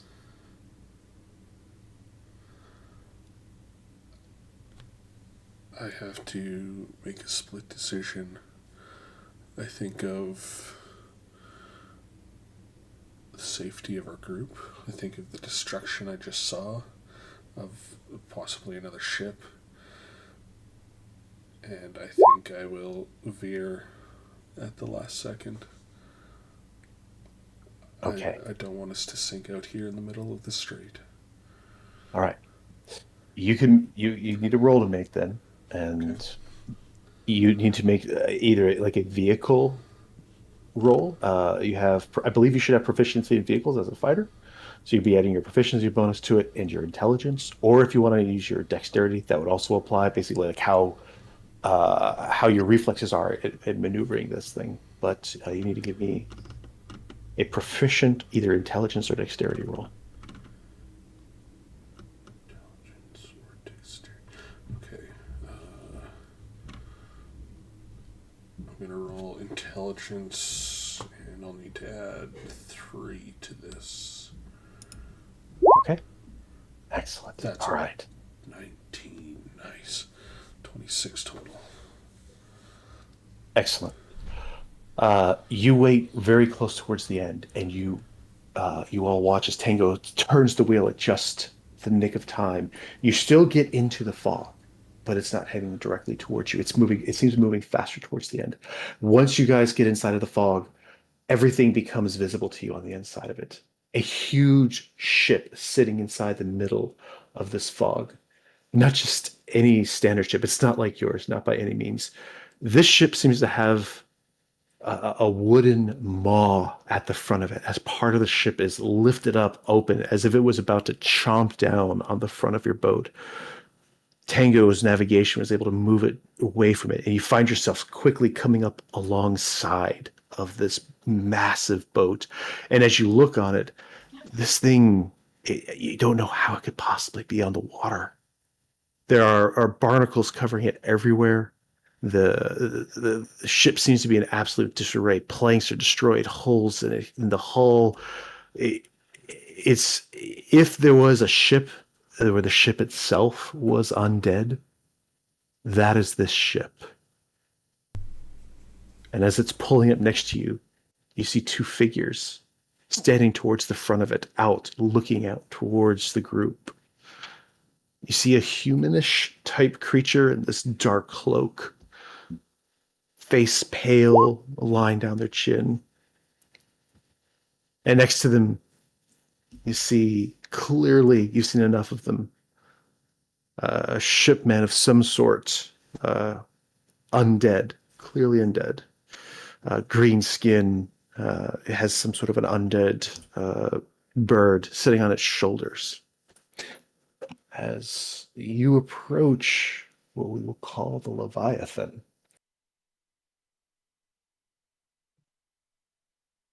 There we go. And I'm so excited.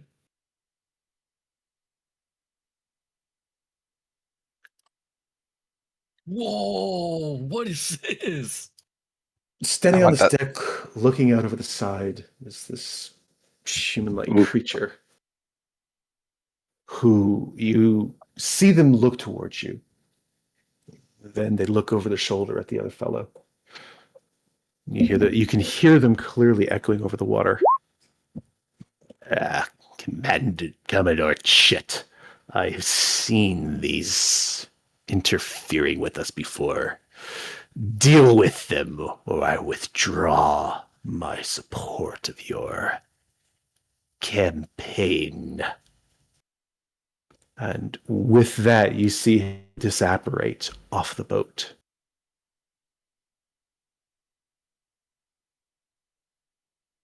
And looking down across the rest of you, looking at the boat below, you hear,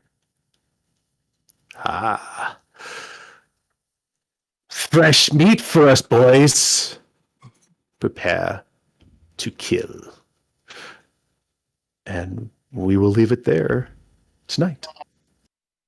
Oh yeah. Hell yeah.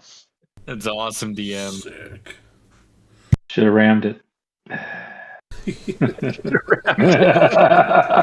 Put us in a great spot, yeah. No, we're not. Interesting. Yeah. I mean, worst case scenario, we ram their boat and then we take their. Well, no, that boat is. Never mind. It's probably not seaworthy. Like falling apart. Yeah.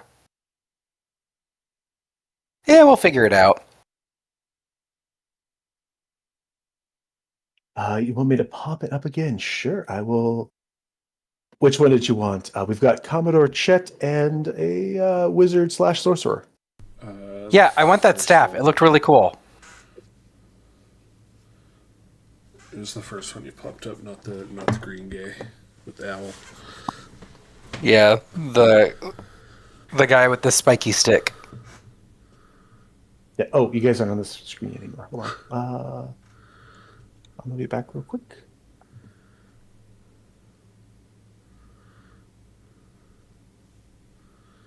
I'm like, there, don't you see it?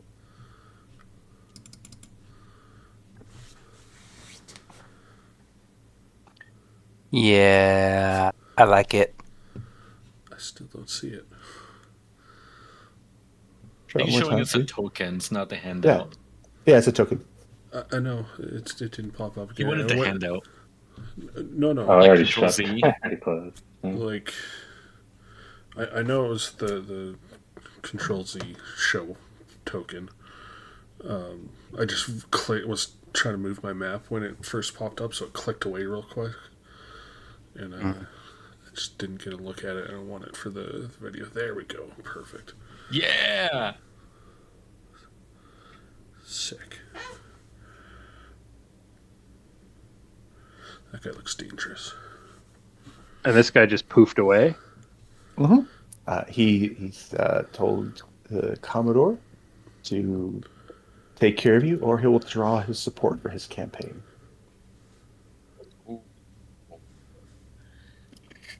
Oh, he might be that one guy. Oh, what's his name? You're definitely gonna have to narrow that down. Zargothrax. I was gonna say there's a lot there that you need to narrow down. Yeah. Zargothrax is the one necromancer that we know that's like active right now. Yeah, but isn't he over near Dundagda? Oh, I think so. Is that far away? It's on the opposite side of the continent, right? It's on Oh. a different continent. You can teleport. It could be him. Teleport, yeah. Could be anybody. Rides flying unicorns, Be anywhere. apparently, so... I mean, doesn't Fred have like a pillow or something of his? Like in his teleport book? Maybe I'm mistaken. You might be mistaken. Okay. I guess everybody have to go back and watch the videos I've posted of our previous sea arc. Not just to give me views, but to refresh ourselves. I mean, things could be two things, right? Yeah. I'll watch all the ads, I promise. I'm not getting monetized yet. I have no ads. Oh, soon. Long And ways off. I know that I've got like that DM knowledge. Where it's like all of this makes absolute sense to me, guys. Even Robert makes sense to me.